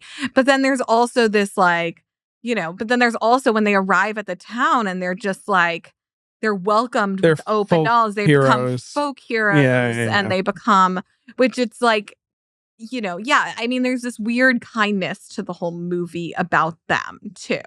They kind of know they're screwed. Well, and also the spirit of it is like Spielberg reading this story in the newspaper, right? And you have to imagine he's probably reading this as a resolved story. Hey, weird thing happened. Sure, right. He's dead. She's in jail. Maybe he later learns that she got out and did manage to get custody. I don't know. It's basically been packaged into bite-sized entertainment as a story with a beginning and middle and an end of an odd thing that happened. And that becomes the kind of thing that you can sort of gawk over. Yeah. And he's making a movie that's focusing on all of the things that the newspaper would not cover, which is what are the fucking conversations they had? So wait, these 3 people were in a car together for how many hours? How many days? How did they eat? So they had to go to drive-thrus only? So what, they're just hanging out and eating chicken? Like, the movie is all the hangout shit that is, well, you could just hit the big bullet points of, they hold this guy at gunpoint, they get the car, there's a final standoff, whatever it is, you know? Some big emotional reckoning with the foster parents or whatever. And he's like, no, the movie's about like all this stuff in between that happens. Yeah. And that weird reality where it's like they're basically holding existence hostage. They're in this like transitory state that is not sustainable.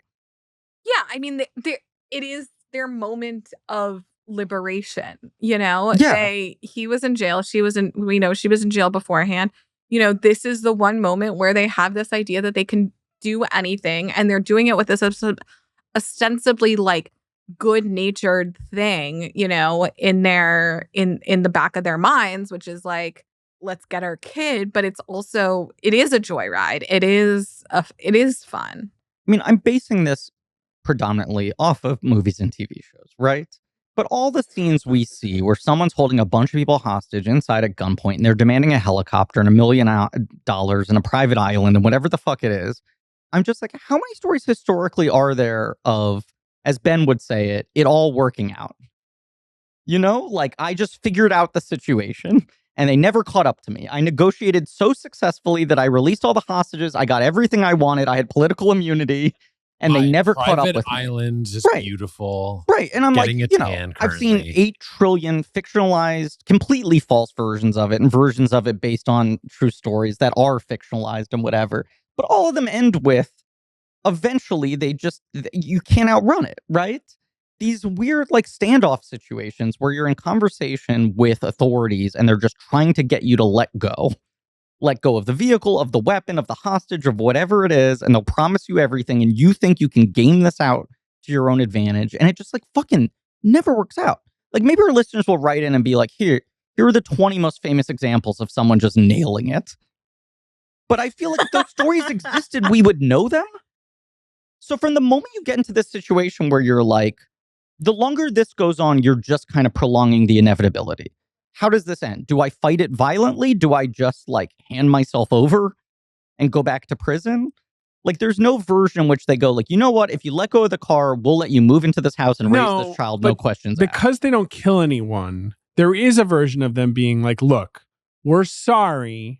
We shouldn't have done this. And the answer is like, well, you're going back to prison, probably with a little extra. You kidnapped a cop, but you're not going to die, and you're not who knows what maybe will. One day you'll see your maybe kid one day again, you'll see your kid again. You know. And the logical fallacy of people in this situation is they're like, fuck, I just can't go back to prison again. Is there any other option? But also, is there it's a third option? These are people in desperate circumstances. It's a movie about people where it's just kind of like they just know, like, no, man, like it kind of has to be all or nothing. That's the vibe of this couple of like, look, either we're gonna somehow pull this off in some fantasy cartoon way.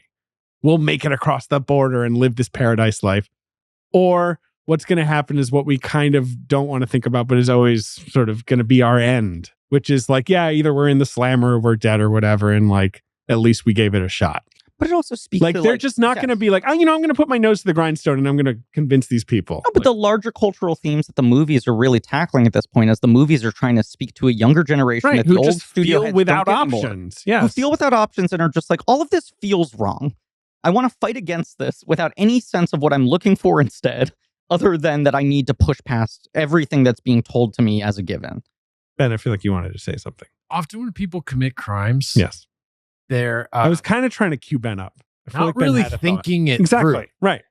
And so people, for whatever reason, just go through with it and don't think beyond just the goal of, I'm going to rob this liquor store and I need the money. Have money. Right. And then I'll figure it out. And then, so that's today's problem is I need money. Right.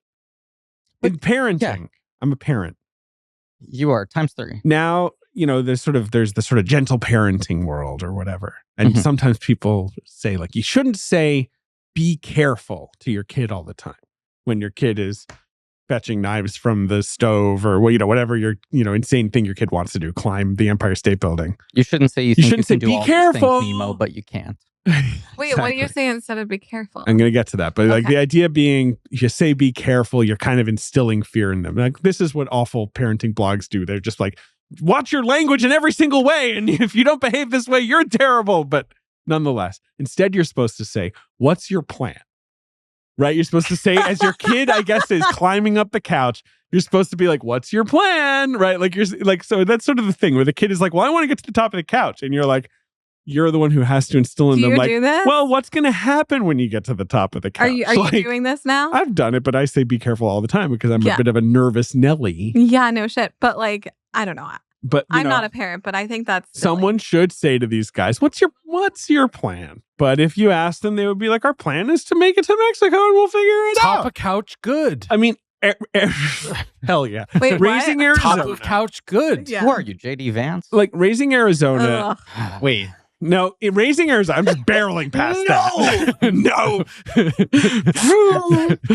Raising Arizona, Griffin. He likes the inside of the couch more. Yeah, Raising Arizona. Ew. Movie comes out in the... I'm sorry! Enough! Movie comes out in the late 80s. Yes. Kind of has a plot like this. Yes, it does. Obviously, a much so much more more absurd farcical. movie. Yes. Right. But Yes. it's the same. And they're not kidnapping their baby. They're just kidnapping a baby that they kind of feel like is sort of a free baby like that they can have. And that is a movie that walks you through them being like, society basically is set up in a way where this is our only way to solve We this. deserve a baby. We're good people. We're sweethearts. We're just going to go get a baby. And we're going to figure it out. And what I love about Raising Arizona is they kind of are, doing it for a while. And then, yes, it comes apart and they return the baby and it actually works out for them. Yes. And the ending of Raising Arizona is so moving. Yes. But that to me is the sort of fun version of the Sugarland Express. I agree. But here's like the even more Looney Tunes. Obviously. Yeah. The lack of a plan in this movie is what makes it most fascinating to me, right? And yet, I bought a bag of Beetlejuice gummies, discounted Halloween candy, and they are so addicted to them. Unbelievable. Weirdly good. So I went back to Target to be like, they must still have some more, probably even more discounted, and they're not there. And now I'm like, fuck, do I go online and figure out where to buy more of them in bulk? Because these are somehow the best sour gummies I've ever had. I don't know why. And on top of that, they look like spiders and skulls and eyeballs. And Also they come fun. in bags with sandworms on them. There's only one gummy in each I know. bag. Huge waste of plastic. I think they're meant to be fucking trick or treat. Even if I was trick or treating, I'd be fucking pissed. I agree. But These are his gummies. I like that they're big. I like that they're hearty gummies. David. Yeah. I've suffered a great loss recently. Oh no. A profound loss. What? Half a tooth. Oh, yeah, that's true. They sawed half your tooth off. I had a coronectomy. They cut my tooth in half. And I'll tell you what an experience like that does to a person. Go ahead. Makes you really value the teeth you do have. You want good teeth. My full teeth. Mm-hmm. This was a trouble tooth, and so they took part of it out. But the teeth I got, the good ones in there, I want to take good care of them. And sometimes oral hygiene can be a real pain in the keister to stay on top of. Yeah, so why don't you get yourself Quip 360? It's an oscillating toothbrush, Griffin, that's literally going to revolve around you. That's what I like. I've been using Quip for a long time, but the 360 is the the kind of like round brush. Sure. Yeah. This is the whole thing with Quip. It's an electric toothbrush that doesn't overcomplicate the most basic daily ritual. I feel like Quip just exists to make this as easy as possible. Right. Very simple designs, ultra quiet, super clean, easy to maintain, and is scientifically, according to the American Dental Association, scientifically proven to remove up to 11 times more plaque between teeth compared to a manual toothbrush and provide up to 2 times more whitening on day 1. And if you don't like it, return it for free within 30 days. It's fine. It's easy to travel with. It is convenient. It's easy to clean. And if you do love it, you can brush easy, knowing you get a free lifetime warranty for purchasing on GetQuip. That's QUIP.com. And the opportunity to subscribe to refill heads by mail every 3 months so you never have to go to the store. This is a part I like. That's the kind of thing I forget. You don't have to go to the store. It just happens. They just send it to you. It shows up and you go, oh, right, I get time floss to change. too. I get a bunch of Quip stuff sent to me every, few months. It's really, really helpful. They've got 25,000 5-star reviews and, people love Quip. And they got a perks program. I love perks programs. You do love perks. Quip perks is a little hard to say. I'm going to say that's just for me. Quip puts their money where their mouth is. When you subscribe to AutoShip, you'll be enrolled in Quip perks to earn credit back over time. Just for listeners of Blank Check, get 20% off site-wide and a free travel case and countertop stand at getquip.com/check. That's getquip.com/check. Free your mouth today and save 20% site-wide plus a free travel case and countertop stand at GetQuip. QUIP.com/check. GetQuip. QUIP.com/check. Quip. Quip.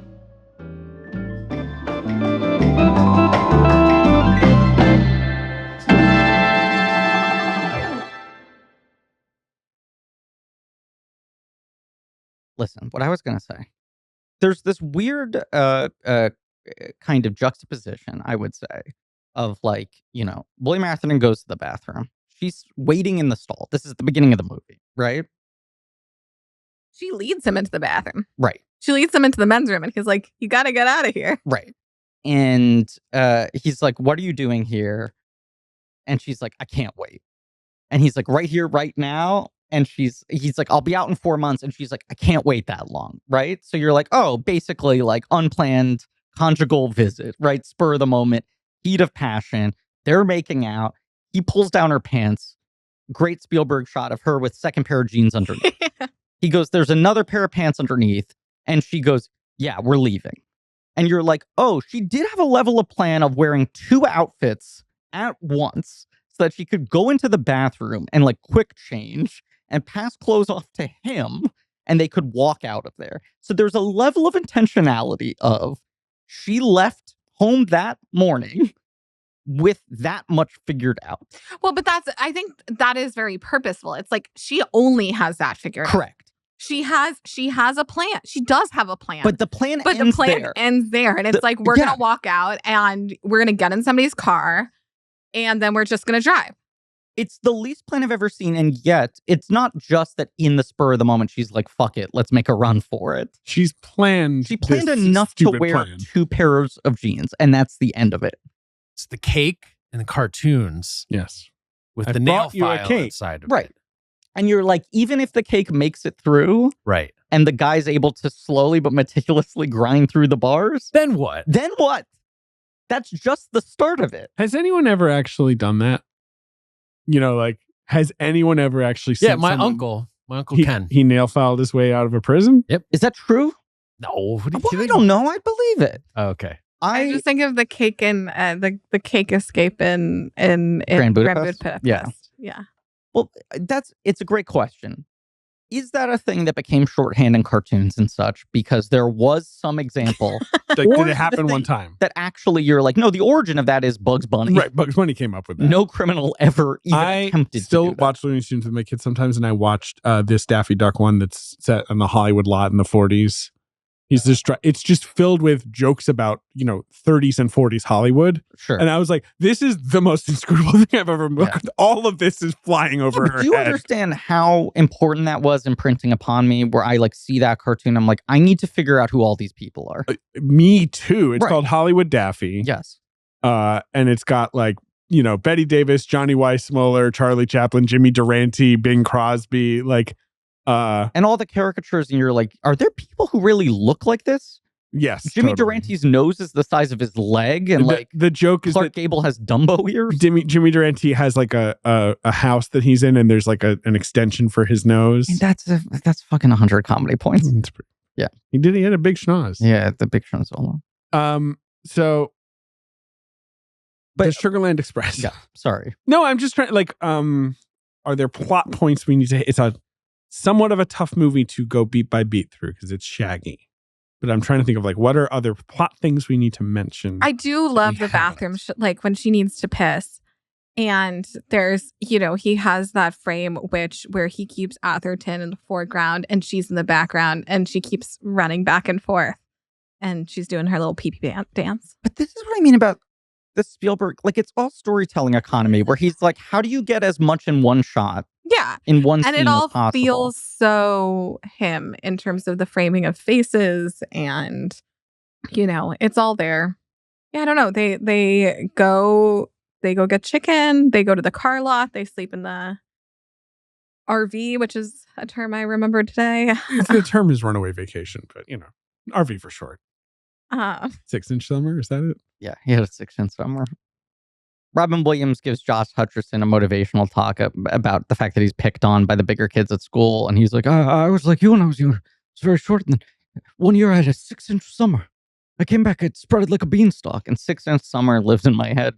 forever, especially because Josh Hutcherson never got any taller. He, if anything, got shorter. Robin Williams. He had a negative 6. I was watching clips of Robin Williams on Craig Ferguson recently. Fun to watch. Yeah. That's a real we didn't know what we had. We took him for granted. And we took the Late Late Show with Craig Ferguson for granted. Well, that's what I meant. Totally but agree. I feel like Robin got his flowers in his lifetime, not consistently, but across on balance. Craig Ferguson, it was just like, we let this go, and now like the fucking late night talk shows are graveyard. The shift from Ferguson to Corden. Beginning of the end. Is beginning at the end, but it's also, is that the most drastic shift in vibes, like, and quality? Because it's like from Leno to Fallon, it's kind of like, well, you know. From Carson to Leno, right. Carson to Leno isn't great, but I guess old Carson was pretty phoned in. Right. Yeah.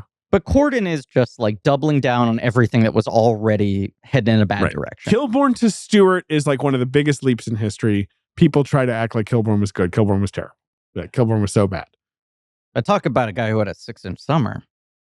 Did he have a tall drink of water? He had to at some point. Right.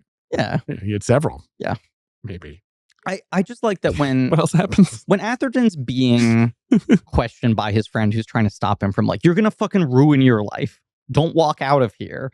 His response is just, I gotta. If I don't, she's going to run off. Right. Yeah. That's what I'm saying. He's along for the ride. She's the driver. He's the passenger. But everything is just sort of like caught up in the intensity of a moment. I don't dislike William Atherton at all. I think he's a very good screen presence, and he's fine in the movie.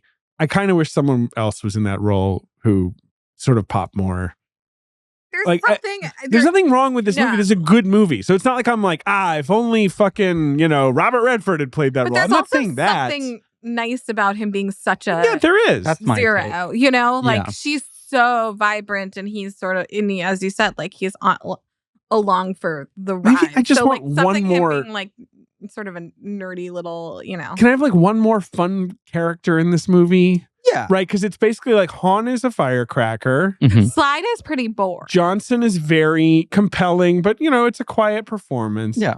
But yeah, Slide's a little boring. Atherton, he's doing his thing, but it's not, like, what if there was just like, I don't know, like a funky grandma or something? Like, just like someone else, right? But Atherton is what Ben's describing. He's just like a low-level criminal who's not really thinking. It's just kind of like driven by like energy. I don't think we've already recorded our Jaws episode. So it's not like we start the Jaws episode by being like, Steven Spielberg, after making the Sugarland Express, was like, I need a fucking movie where a shark bites someone in half, goddammit. But it does feel that way, where in Sugarland, he's like, I'm treating this like pretty realistically. Mm-hmm. And this is a human movie about like people in odd circumstances. And in Jaws, he's like, Quint will go and like it's going to be big and like explosive. Can I circle back to, this was a thesis forming in my head, right? All this stuff about the cultural moments, looking at him and relative to the other movie brats and as they're developing, right? All the other guys I said who basically had to be forced to make a personal film away from commercial instincts, and then they found their voice, right? Where Spielberg starts with something that feels more like a smaller, more personal film on its face. And the other guy who's kind of similar to him in this way is Coppola, who kept doing these sort of like exercises. And it was like, no one wants these. These are not connecting. And then it's sort of like, if you don't make a hit next, you're done. You're like Wonderkin status. Yeah, has enough like, with your Phineas Rainbow and your Rain People. And it's like, take this fucking beach read and make this something that works. And what's weird is in the case of both Jaws and Godfather, these guys find really personal ways into this material. It's not just like the sort of, I got to take a job for hire and just make it the best that I can, in the sort of, let's say, Zemeckis Romancing the Stone thing. I just need a hit, give me a solid script, I'll direct the shit out of it. But that feels like a job for hire for him.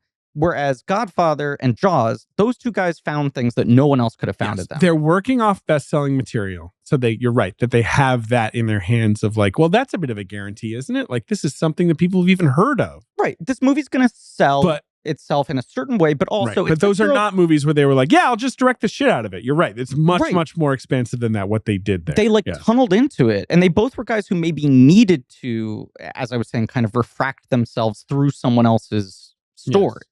Yeah. But I just feel like with Sugarland, like there's just a lot of restraint with Spielberg. Not that this is it has flashy moments, and obviously people like Pauline Kael watched it and were like, wow, this guy is a stylish filmmaker. But I mean, it's so stylish, but yes, yeah. But it is not. I mean, what are like? Well, let me look at the movies of 1974. Well, like, I mean, and I think what that gets down to ultimately, and I don't want to repeat it, but it's like this weird sweetness to it too. That it's like, Spielberg, which is so Spielberg-y, but like, because I think the thing is when you're dealing with people like this, there's a, making it flashier might mean sort of like, obviously there's a Looney Tunes element to them, so I don't want to say like cartoony to bad, but might turn them into more over the top characters, but instead sort of the lack of Flash is just him burrowing into character. Yeah. It's fascinating because, famously Pauline Kael put her like chips down and was like, this is one of the most exciting debuts in movie history. Right. And then she saw Raiders of the Lost Ark and was like, hack. Dog shit. Hawk Tuah. But she like went all in on him on this one. And you read the tenor of that review and you look at the other reviews that this movie got, and most people are kind of like, whatever. It's like some flashy thing. Yeah. It's got moments. We'll it doesn't talk really about hang together. Yeah, right. We'll talk about it. Yeah, but we'll talk about it. There was a feeling coming out of this that it was like, most people were not bowled over by this. It didn't even have the sort of dual, like, oh shit, people in the industry are sitting up straight. He was in a position where he needed to, coming off of this, make something that worked. This thing totally flatlined commercially, and people were just kind of comparing it unfavorably to Bonnie and Clyde and other shit like this, Lovers on the Run movies. I can tell you a little bit about that, but is there anything more we want to talk about in the movie before we do that? Talk about the reaction to the movie. Should we talk about the ending proper? I mean, sad. The bear. A thing that is funny. The bear gets me. If you try to put yourself in the headspace of 1974. Sure. Godfather Part 2. Sure. Texas Chainsaw Massacre. But you're also like this Spielberg kid, Scheinberg's Folly, right? This young kid, he signed to like a multi-year deal. What's he doing? He just makes car pictures in the desert? It's true. And you look at the negative reviews for this movie and people are like, he just seems really interested in the cars. This gearhead. Yeah. They truly were just sort of like... Which is so weird. Because it is such a character-based humanistic... But it's got really good vehicle action in it. When it has that stuff, it's well done. But this movie is not like an Evel Knievel style, like car phantasm. And the credits rolling over just like slide, just, sitting there by the water. Similarly to the ending of Duel. I was going to say, it has almost the exact same shot. Yeah, and Jaws has of just the sundown, the silhouettes, and just someone left to kind of process what they've just been through. It is interesting to think that Texas Chainsaw Massacre came out the same year, which it did, because it's obviously Portrait of Texas. True. Spielberg like big times Tobe Hooper 10 years later, right? Or about 10 years later with Poltergeist. But it's another film that feels weirdly twinned to this in certain ways. It is, yeah. But they are contemporaries, really. Even though by that point Spielberg was more powerful. This film, the ending, Atherton dying. Yeah, I don't know. Is there anything else to say about it? It's sort of like this is what's going to happen. Like it's not even some big moment. It's just like, someone was finally going to just get off a shot because like they've been waiting to. I also think there's just like the credit to Goldie's performance though too, which I do think is really, like she can't believe it. In that moment, like her whole world collapses. Like even though it's like everyone might have seen this coming. Everything, but everything has drained out of her face, and all that light is gone. And I do think, this movie,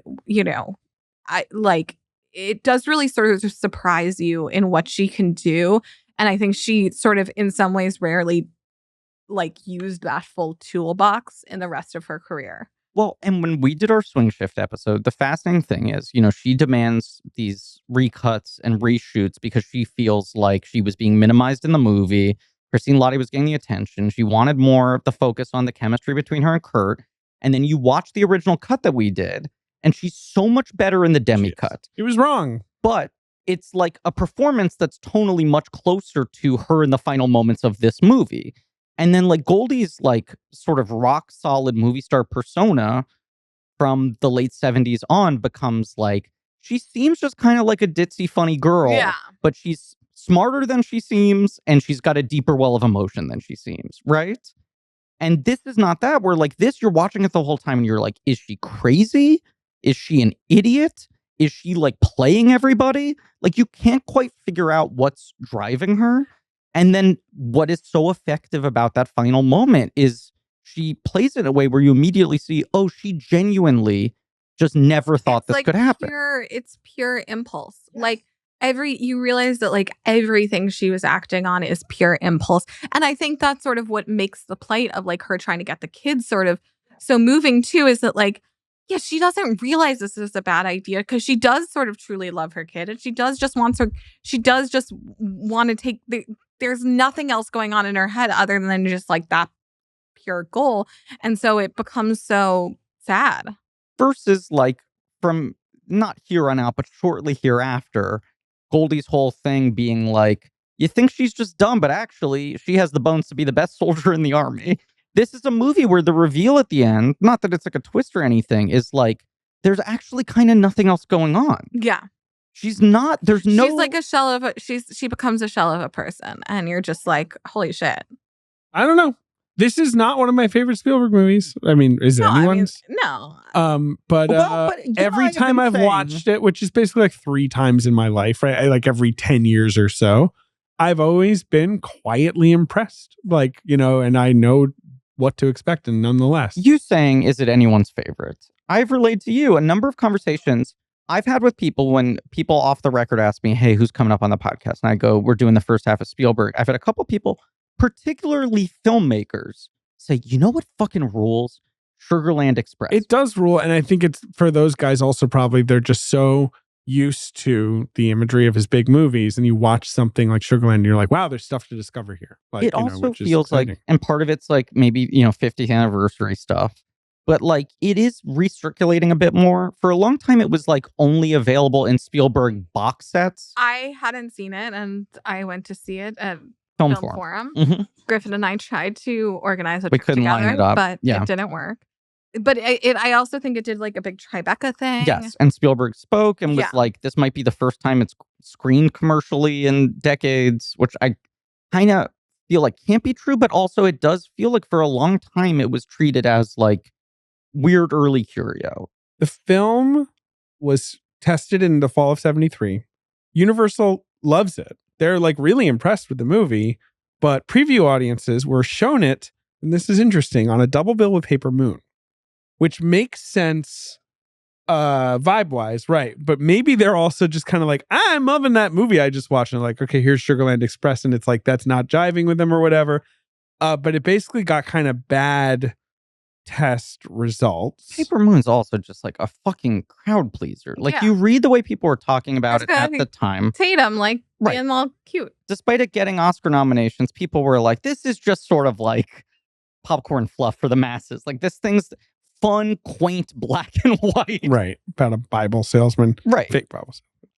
Spielberg says, Universal executive Bill Gilmore says, like, the first half audiences were with when it was more of a caper. That's fun. And then as it starts to kind of curdle into, melancholy and darkness, they would lose the audience. And especially the ending, they would just kind of be sitting there in silence. Doesn't ever become like a proper chase movie. And it doesn't ever, or it becomes less and less of a Goldie Hawn picture as it goes on. Spielberg, the original cut was about 121 minutes. Spielberg cut it down a little bit, trying to kind of hone it a little more commercially. It wasn't forced to, but he just sort of did it. They intended to put this movie out Thanksgiving 73, but because it's not testing very well, they kind of dumped it into March 74, and it made $7 million and was pulled from theaters quickly, and like, meh. And it came out around the same time as Badlands and Thieves Like Us. Oh, wild. Yeah. And there was kind of this like there's a little too much of the same thing right now. The long tail of Bonnie and Clyde of people trying to recapture that type of movie. None of those are carbon copies, but I also think Badlands was not a big hit, but it was like kind of a film festival sensation. And there were like 50 people who responded the way that Pauline Kael responded. We're coming off of that. It was just like Malick's anointed. People want his next project. And Paramount's going like, what's the most ambitious idea you got? Whereas coming off of this, Universal is not like, great, do another one of those. Universal's like, you got to figure out what your thing is. And I think the reason we've been saying that a lot of filmmakers now seem to be rediscovering and finding a new love for this movie is it is this kind of like fascinating sliding doors glimpse into like, what if Steven Spielberg wasn't forced into becoming Steven Spielberg? And in a way, what he became feels like the most honest reflection of who he was meant to be. Right. But it worked out. Imagine a path in which this movie, Mm-hmm. you could imagine this movie making $14 million and the studio being like, cool, you make youth pictures. And he just stays there for a while. He could sort of turn around there. I mean, Spielberg recollects, that period when it was supposed to come out. You've got Exorcist, The Sting, Papillon, American Graffiti, Serpico, these like big movies, with big stars making a lot of money. And by the time Sugarland came out, he just kind of felt like an afterthought. The fact that it was like, based on a true story, it's like, that's not that a juicy a pitch. Right.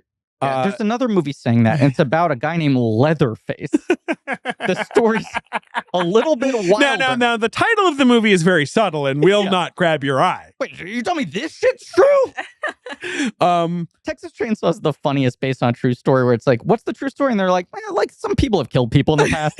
Murder exists. It's kind of about Ed Gein. It's not like remotely about Ed Gein in that Ed Gein also used human skin. That's like it. Anyway. Spielberg, this is a good quote, says, after Sugarland, I learned how important marketing is. I think it's as important as making the picture. And that is part of the Spielberg thing, without a doubt. He says if he did it again, he might make it differently. He might have the first half really be focused on Ben Johnson's character, Captain Tanner, and have everything sort of from inside the police part of it and don't see the fugitives until you get to them later.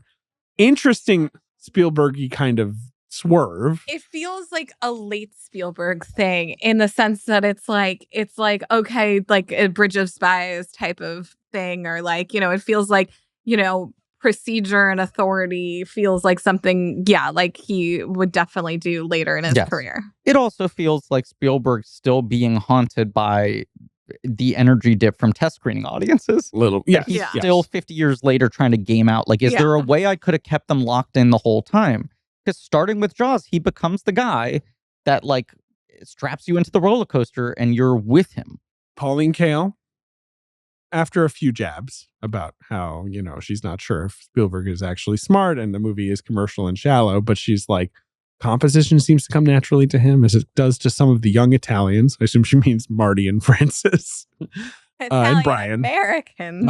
Spielberg uses his gift in a very free and easy American way for humor and for physical response to action. He could be that rarity among directors, a born entertainer, perhaps a new generation's Howard Hawks. The thing with Pauline Kael, where you're reading her reviews, and it happens all the time when you read them, where she's like, this piece of shit. And then 4 sentences later, she's like, I don't know, maybe he's the next Howard Hawks. And you're like, that guy was pretty good. Look, like a pretty good comparison for Spielberg. It is. He is. I mean, she's genuinely get goosebumps from that sentence as a built to just be like, God, the degree to which she fucking nailed. She just was fucking right. The only thing she's wrong about is by the time he makes like Raiders of the Lost Ark, she's like, poo. He's just treading on his own jokes and this is airless. And you're just like, Pauline, what's the matter with you? Who like stepped on your feet today? I wish I could go in a time machine and show Pauline Kael Red Notice. Exactly. Be like, don't you understand? Yeah. So you mean Red One? No, Red Both Notice. Red One. Either all. Wait, what's Red Notice? I'd love to show it to Fablemans. I forgot what Red Notice is. That's so weird because you're a professional entertainment journalist that you forget Red Notice, the most watched movie in the history of movies. That's the Netflix one? It's Dwayne Johnson, Ryan Reynolds, and Gal Gadot. 8 trillion minutes watched every hour. Where they're like all art thieves and cops. I can't remember. I watched it. I did not watch it. I'm bad at my job. Esther, that's mathematically impossible that you didn't watch it. Everyone watched it every day. Okay. The film won Best Screenplay at the Cannes Film Festival, which people forget. Came out in March 1974, end of March 1974, Griffin, and it was not charting. Number 1 at the box office is the Best Picture winner of 1973. The Godfather Part 2? No, 1973. It's not French Connection. No. It is... That, I believe, is 71. 1973. Not Cabaret, is it? Nope. It's not Midnight 70s. Cowboy. I'm trying to think of the early 70s winners. That's 69, I think. Oh, you're right. But it wins in 70. Okay, so it's not... What's the movie that wins in between The Godfathers? That's what I'm trying to... David, in fact, that's what I'm trying to remember. The movie that wins in between the It was a Godfathers. gigantic hit starring 2 major stars. Not Fiddler on the Roof. It stars 2 major stars. It's The Sting. The Sting. Thing. One of the highest grossing movies Should have in done history. that. I was just rewatching. Adjusted for inflation, The Sting made like... It's right up there. Made like $20 billion. I mean, Thanos was in it. He was. Huge hit. It's been out for 4 months or whatever, and it's still completely crushing it. Number 2 at the box office is a big flop. Mm. It is a musical film starring someone who didn't make a lot of movies. Interesting. It's based on a musical. Is it Mahogany or Lazy Brothers? No. Okay. But is it, when you say someone who doesn't make a lot of movies, is it someone like that who's primarily a musician or a singer? No. Interesting. What's the other medium of performance? Comedy. They're primarily a television star. More of a TV star. Not that she didn't make movies, but it's Mary Tyler Moore? Nope. Fuck. Nope. And it's not Lucille Ball in Mame? It is Lucille Ball in Mame. That's exactly what it is. Okay, well, we got there. You did. Her last role. Lucille Ball's last film role. Right, because she didn't make a lot of movies. Yeah. Now, she did tell J. Edgar Hoover to go take a hike, though. Yeah, and everyone applauded. Someone did that. No, it was the opposite. J. Edgar Hoover said, "I like you," and everyone went. I was like, "Yay!" You haven't seen Juror number 2 yet? No. That's maybe crazy tomorrow. that you haven't. I mean, it'll be old business by the time this episode comes out, but I'm sitting there watching it and it made me so retroactively angry that J.K. Simmons got an Oscar nomination for being the Ricardos. I'm like, J.K. Simmons should get 4 acting nominations just for Juror number 2. He's so good. That's exactly what you want him doing. Yeah, he does a Chicago accent. Oh my God, David. That sounds good. You're gonna nut. I'm gonna nut. I'm already nutting. Number 2 is Mame. Number 3 is the film that The Sting beat to Best Picture. That is another of the, adjusted for inflation, like highest grossing movies of all time. That's not. It's not The Exorcist. Right? It sure is. is. Okay. William Friedkin's The Exorcist. Yeah. Which is good. Was Exorcist the expected winner? Or was Sting just a juggernaut? I think this thing was a juggernaut, but I think that was a pretty hot Oscars because The Exorcist was such a like hot button sensation. And you had 2 of the highest grossing movies of all time. Yeah. That were like humongous cultural phenomenons. And then you've got the other 3 biggest movies of all time: Cries and Whispers, A Touch of Class, and American Graffiti, which was a big movie. Yeah. That is no, it's a really good 5. To have like 3 full-on blockbusters. Right. Sting, Graffiti, Exorcist. Cries and Whispers, which is a wonderful nomination, and then Touch of Class, where you're like, yeah, they had to have like a British thing. Right. But it's not the worst movie. 2 austere European, emotionally devastating films, and then like 3 like rollicking. Touch of Class, though, is sort hits. of like goofy. Yeah, it's is it? Okay. Yeah, it's Touch of Class. I've never seen Touch of Class. I watched it for my book. Exorcist is a far better film than The Sting, in my opinion. But I get it with The Sting, just in terms of like the vibes were great, right? I mean, like, right? I mean, everyone had a good time. Tinkly piano, cons, hats. Things slowly transitioning from daguerreotype into real image. That's good. That still gets me. People were losing their shit. Number 4 at the box office. So Bradford would have been Captain America, and Paul Newman would be Tony Stark. Yes, he would. If Robert Shaw is Thanos. Right. Right? Sure. And Marvin Hamlish is Alan Silvestri. Great. Number 4. It's a action adventure movie. One of the drunkest films ever made. One of the drunkest films ever made. It's an action adventure movie. I'm just As assuming. in the people were drunk when they were I'm making assuming. it. It's not like Kelly's Heroes or something like that. No. That was probably a drunk one too, though. Is it a war film though?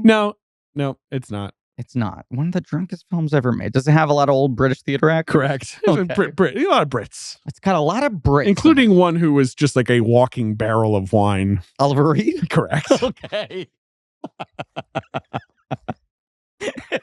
Like one of those guys with like, he was really famously drunk. You're like, that guy? Are you sure? Nothing about him reads that way. I mean, I just love, like, maybe twice a year, I read the Wikipedia entry on Oliver Reed's death during the filming of Gladiator. And they were like, he's uninsurable.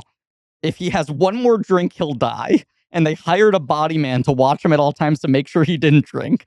And then he was found dead at a pub sitting next to his body, man. And they were like, you had one job. And he was like, I was never going to stop. Are you fucking kidding me? He died doing a drinking competition. And they were Wait, really? Yeah. The guy was basically like, what did you expect? And everyone was like, yeah, we pressed no charges. He had like an accountability buddy. It was, I believe it was truly David Hemmings, who is in Gladiator, another great British actor who had been drafted into that. And he was like, yeah, I'm sorry. I don't know, man. Right. And you're like, what? He died of old age? No, he was 27. I mean, Oliver Reed is one of those things where you see him in Gladiator and you're like, oh, he's like 75 in this, right? And they're like, no, he's like just turned 60. Like Denzel now is 15 years. Yeah. And older Denzel looks in Gladiator 2. right. Like he could like have sex all day Yeah. in that movie and does. God. In the movie? He really is very good in that film. He's so good. In a film I think is totally fine and entertaining, but like he is just He's sort of so good. Do you see we got the bucket, He's Esther? a little bi. Yeah, it's a good. The bucket's good. I haven't seen the movie, but I'm a big fan of the bucket. It's a good bucket. Anyway, what's this movie? It stars Oliver Oh. Reed. Okay. Oliver Reed, drunk adventure film. Action adventure. Can you give me, like, is there another subgenre? Is there a setting? Is there... Swashbuckler. Oh, is it Three Musketeers? The Three Musketeers, a film I've seen. Don't remember very well, but I've seen both it and The Four Musketeers. But you know, it's not just that it's like Oliver Reed and stuff. It's like Oliver Reed and Richard Tillman, and they've got their hats and like, fuck you, waving swords around. Like these are not like Lester. yeah, these aren't really like nuanced Raquel Welch? performances. Yeah, I've Raquel never Welch. seen those. People love them, right? I think now they would probably play a little like stiffer than we think. I feel like But I there's think been a they're bit of a fun. reclamation project Yeah. recently on them. Well, because Soderbergh is so fond of the Richard Right. Lester sort of vibe. I think Tarantino loves those movies. They shot on a really unique film format, too. Oh, Drunkovision? I was going to say they just poured brandy into the camera. Beerovision? They used a beer bottle as the lens. Oh, Wait, boy. who are those- Alcoholism is a serious business, except when it's British actors from the 60s. Say that while I'm already laughing. Then it's funny. Because now they're all old and or dead. So it's like, okay, Remind me who the four were. Oh, in the Three Musketeers, Michael York is D'Artagnan.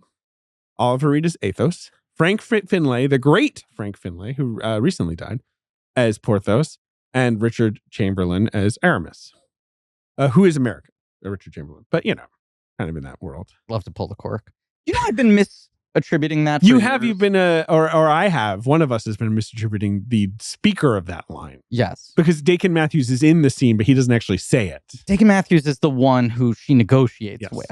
And he's amazing in that scene. And I already forget the name of the actor Yeah, that it's pulled the whatever. cork, Some but other it's guy. my favorite actor of all time. And my favorite performance in movie history. Number 5 at the box office. I already mentioned it. It's a big drama with some big stars, big long movie. It's a big, long movie. Is it Touch of Class? No. It's a big, long... It was a big hit. It was like a big, expensive film. It's big, I think of it as kind of a boring movie, a lot of big honestly. stars. Interesting. But Major it's- director? Yeah. Kind of. Yeah. I mean, yeah, major-ish. He made some big movies, including this one. You think it's 2 huge stars. kind of boring. 2 I've always huge thought- stars. Dalton Trumbo wrote the script, so it was a wet one. He was in the bathtub. Blankety click. Splish splash. Click, click, clack. Mm. Dalton Trumbo wrote it. You think it's a male and female star? No, 2 boys. Two It's a boy boys. movie. Big boy movie. It's a big boy. The movie as a teenager that boys would tell me rocked, and I'd be like, it's okay. Really? Yeah, it was remade recently, like completely irrelevantly. Teenage boys loved it. No, but that's a kind of a bad clue. Yeah. Because I feel like I'm just It was remade irrelevantly. It's in the last 10 years. in the last 10 years. I'm gonna give you a hint. It's a prison movie. Oh, Pepium. What I mean, I'm not wrong, right? Yeah. Kind of boring. It's interesting. Okay. Well, we disagree. Wow, we completely disagree. I don't know. I It don't just love goes on a bit. Yeah, Yeah. it's got cool stuff and Yeah. like they're good. Yeah. I've told that story on the podcast about Steve McQueen smuggling the coke in the tires of his luxury sports car that he made them fly to the island. It rings a faint bell, but I'm Well, not I've sure. ruined the story. You but sure that- have. Yeah. You That- just told it. It was Dustin Hoffman recognizing that's the level of star power this guy has. That Right. he demands they fly his Sports car. so he can drive it around the island in between. Right. And he's like, oh setups. ho ho. And he was like, that's a power move. And it's like, no, the car is the packaging system for the You cocaine. can snort this car. Yeah. Number 6 at the box office, I just want to say, is a I think Hong Kong action movie called Blood Fingers. This looks fun. Cool. I don't know how that's in the top 10, but it is. Blood Fingers. You've also got Serpico. You've heard of that one. Yeah. A good movie, although lower on my 70s Lumet and 70s Pacino. But I kind of rocks. Yeah, no, it does. It just kind of rocks that it's about a guy who's like, I don't want to be a cop. I want to be like kind of a dirty hippie guy. Peter Serafinowicz would always shit talk Serpico. I've had this conversation with him like 15 times where he's like, you know what movie I don't like? Serpico. And I'm like, really? Why? And he goes, kind of an annoying guy. He is kind of. The whole movie is kind of about him being annoying. Dude is annoying. He is annoying. Which I love the movie. He's right. He is right. I mean, like, Serpico's in the right. Infamously annoying. It's annoying that he's so right. Number 8 is a movie I've never heard of, starring Elliot Gould and Robert Blake, the mystery man himself. It's not called Bustin'. Busting. Yeah, that's a Himes movie. I don't know that movie. Yeah, it's a Himes movie. It's a cop movie? We talked about it in our 2010 episode a little bit. I don't remember. I've good never name. seen it. It's a Gould blind spot for me. Do you think it makes them feel good? In the 70s, Bustin' didn't really make anyone feel good. Number 9 at the box office is the great Blazing Saddles. Gun in my head, my favorite comedy of all time. Good call. And number 10 at the box office is a major flop of the year, The Great Gatsby. Oh, yeah. Jack Clayton's terminally dull, nice looking. Just So one of those boring. like inexplicably inert movies. Yeah. And that's why when people shit on the Lerman movie, I'm like, I don't know, man. That movie is fun and moves. And you can see the really boring. The Lerman movie rocks. I've seen it 1,000 times. Yeah. I think if they try doing 4 more Broadway musicals, they're going to crack. But at the same time. Apparently the one that was in Boston was good. Right. The other one that we haven't gotten yet. The one that's currently on Broadway is garb. But apparently the other one's. But is the other one going to transfer? Or I think, yeah, definitely. Right. Probably. Definitely, probably. It does seem like the bad one made so little impact that they can probably just have another one. Also, the one from Art is like has music by Florence and the Machine, so it's probably a little bit. It is like more grabby. Sounds like the dog days are over. Here's the thing that's interesting about this current era of David Sims we're living through. This current era of David Sims. What's the great thing of what? David, okay, you go are on. admittedly pretty stressed and sleep deprived at all times. Sure. Sometimes you have 90% less tolerance for my jokes than you usually do, and other times you are so susceptible to them. Very amused by that. I'll throw out just real weak tea and it'll break you. You do seem, David does seem, just to place this episode, real tired all the time. I think that's not going to change for a little bit. And, previously, you've always been considered a bright-eyed and bushy-tailed. Leave me alone. We're done. We're done. I think David said to me recently when I asked him, how's it going? He said, hanging by a thread. Yeah. We're living through good times. Esther. Oh, yeah. Buy my book. Buy her dang book, Buy folks. my dang book if you want to. The link's in the episode The link's in the episode description. By this time, I will have had a wonderful launch, hopefully, with David Sims moderating. Where's that happening? The Strand, I emailed you about it. You got to check your email. Ben also got it, and Ben acknowledged it. It's on December 3rd. And it'll be fun. We're gonna go drinking afterwards. Ben did respond. Okay, I'll GP right now. But yeah, I am proud of that, and I think it's fun. I think it's a fun little read. Is it the dumb question you've been asked 8 trillion times? I maybe asked you in the past.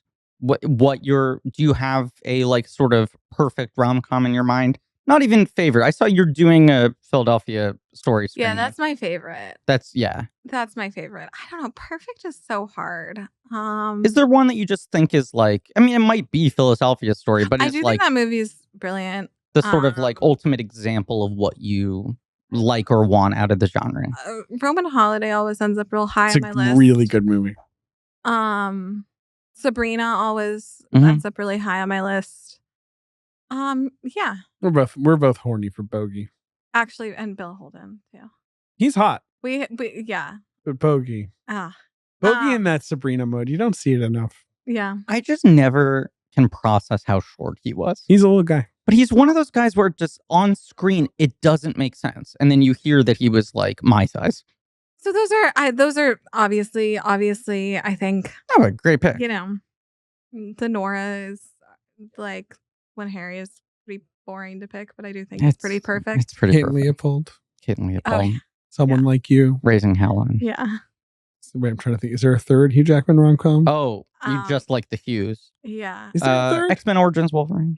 Oh, beautiful. Him and Dominic Monaghan. Well, there isn't, right? Yeah, I mean, it's just so annoying where it was like, let's get this guy in some rom-coms. They make Kate Leopold, which low-key rocks, Someone Like You, which is fairly anonymous. And then they're kind of like, yeah, forget it. Like, that era is over. It's the thing we talk about a lot, that he was like in the last generation where they were trying to do the conventional movie star track of like, we got to get you in one of each. We got to build your audience piece by piece. And then they were like, what if you're just Wolverine? And then every 10 years you get to cash in. That's what I'm saying. Like, it was basically like, if you do 6 Wolverines, for every 6 Wolverines, we let you do your own thing one time. And then Greatest Showman worked. I just love the premise of Someone Like You, where Ashley Judd's like, someone dumped me. Greg Kinnear fucking dumped me. And Hugh Jackman plays the guy who's like, well, men are pigs. Yeah. He's like, men are pigs. And she's like, oh, I can't listen to you, handsomest person who ever lived. And he's like, all right, I'll just sit over here. And after a while, she's like, you want to fuck, baby? And you're like, yay! And then it's like, roll credits. That's a Tony Goldwyn picture? Yeah. Pretty funny that it's a Tony Goldwyn movie. I don't really know why. That movie is fine. And then The Last Kiss, that movie with Braff, is so fucking execrable that you were like, banish this man from filmmaking. And then he just had like an incredible second wind as like a hunk once again. As sort of a hunk for moms. I went to go see The Last Kiss in a movie theater because I was so excited about the new Zach Braff picture. That really makes me feel like a piece of shit. No, but it was like his first big move post Garden State. Oh, 100%. It was like, and Zach has something to say. It has his fingerprints all over it. Like that Braff clearly was like, here's my iPod. I'm doing the soundtrack for this movie and all that. And it's so bad.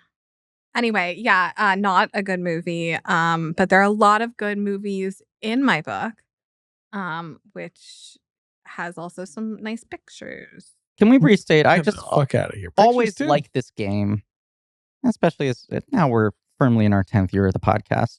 The Esther Zuckerman blank check canon is. I'm not going in order here. The Little Mermaid. The Pianer. I'll Do Anything. Regular musical cut. Yeah. Gone Girl. Sugarland Express. I feel like for a while you were like, you guys saddled me with the bad movies. You were getting the big one. My first one. Well, Aloha, which of course is about the sky. Am I forgetting another one? We can't see the sky in here. It's so dark. I do think you've successfully you've won back the narrative. I have. You've really now covered more good films than bad. I know. You can next time you can give me a piece of shit. Oh, get ready. You're gonna get a fucking stinker. Yeah, next time you can give Tom Shadyack's worst movie. No. I'll refuse. Just kidding. I'll Heaven Almighty. Yeah, 2025. Get on the ark, Esther baby. Zuckerman on Heaven Almighty. No, you're welcome to give me a piece of shit next time. They are fun. I've had some real nice luck though, doing some good ones. You're one of the best. Yeah, best Esther. They love I don't mean that to sound sarcastic. You are. Yeah, you sounded like you're the best, Esther. Yeah. Sugarland Express, great movie. Woo! Next week, Jaws. Never heard of it. What's up with that one? Yeah, and just pre-warning, that one's kind of more of a mini-sode. We just didn't have much to say about it. Who's on your Jaws? Timothy Simons. Oh, fun. The great Tim Simons is back to talk about Jaws in what is definitely at least 20 minutes to talk about our text styles. There's a lot of text talk, yes. but a lot of very on-topic conversation about the movie Jaws and what is, jokes aside, a very long episode. Yeah, it's long. I don't know. Fuck you. Hey. Not you, the listener. You don't like it? Listen to Hawk Tuah. Let's see how long those are. See how long those episodes are. How much do you think she talks about Jaws per episode? If you're complaining that we're talking too much about other shit, I don't think she does about an hour. Yeah, I would guess she's maybe never seen a movie. Well, she's seen like parts of movies. Yeah. And she's probably seen like The Lion King. We're still waiting to hear back if she wants to do Empire of the Sun. Come on, she's seen. You should a have my dad on movie. Empire of the Sun. My dad fucking loves Really? Empire of the Sun. Yeah. My dad loves Empire of the Sun. Well, It's one of my dad's faves. it's between him and Haley Welsh, so Yeah. tell him to work on his pick. Okay, I just typed in Haley Welsh movie. Hawk Tuah's favorite movie. Yeah, I like just calling her talk to Which I should have called her something else. And Google's AI, which to be clear, I don't think should exist, answered that her favorite movie is The Jazz Singer. And I'm just trying to think of like the sort of Which one? Which computer one? brain Which fart, one? that Which one? 1927 one. The sort of computer like brain fart that would lead to it being like, I don't know, it's kind of just the first movie with talking in it would be the answer to that. Does Haley- Hawk Tuah sound like jazz scatting? Yeah, Like, what is the math probably. they're doing? Well, that's I think. Oh, talkies. Yes, Got I it. believe that's what it's doing. It wasn't like choosing between Neil Diamond and Al Jolson. Think of no more appropriate way to end this episode. Correct. Thank you all for listening. Please remember to rate, review, and subscribe. Tune in next week for Jaws, a very successful film. Big one. Over on the Patreon, we're doing our Spielberg bonuses, covering a lot of his early short films and TV work. And of course, most importantly, we are finally tackling the Jelly trilogy as commentary. And as always, from the bottom of my heart, I implore all of our listeners to spit on that thing.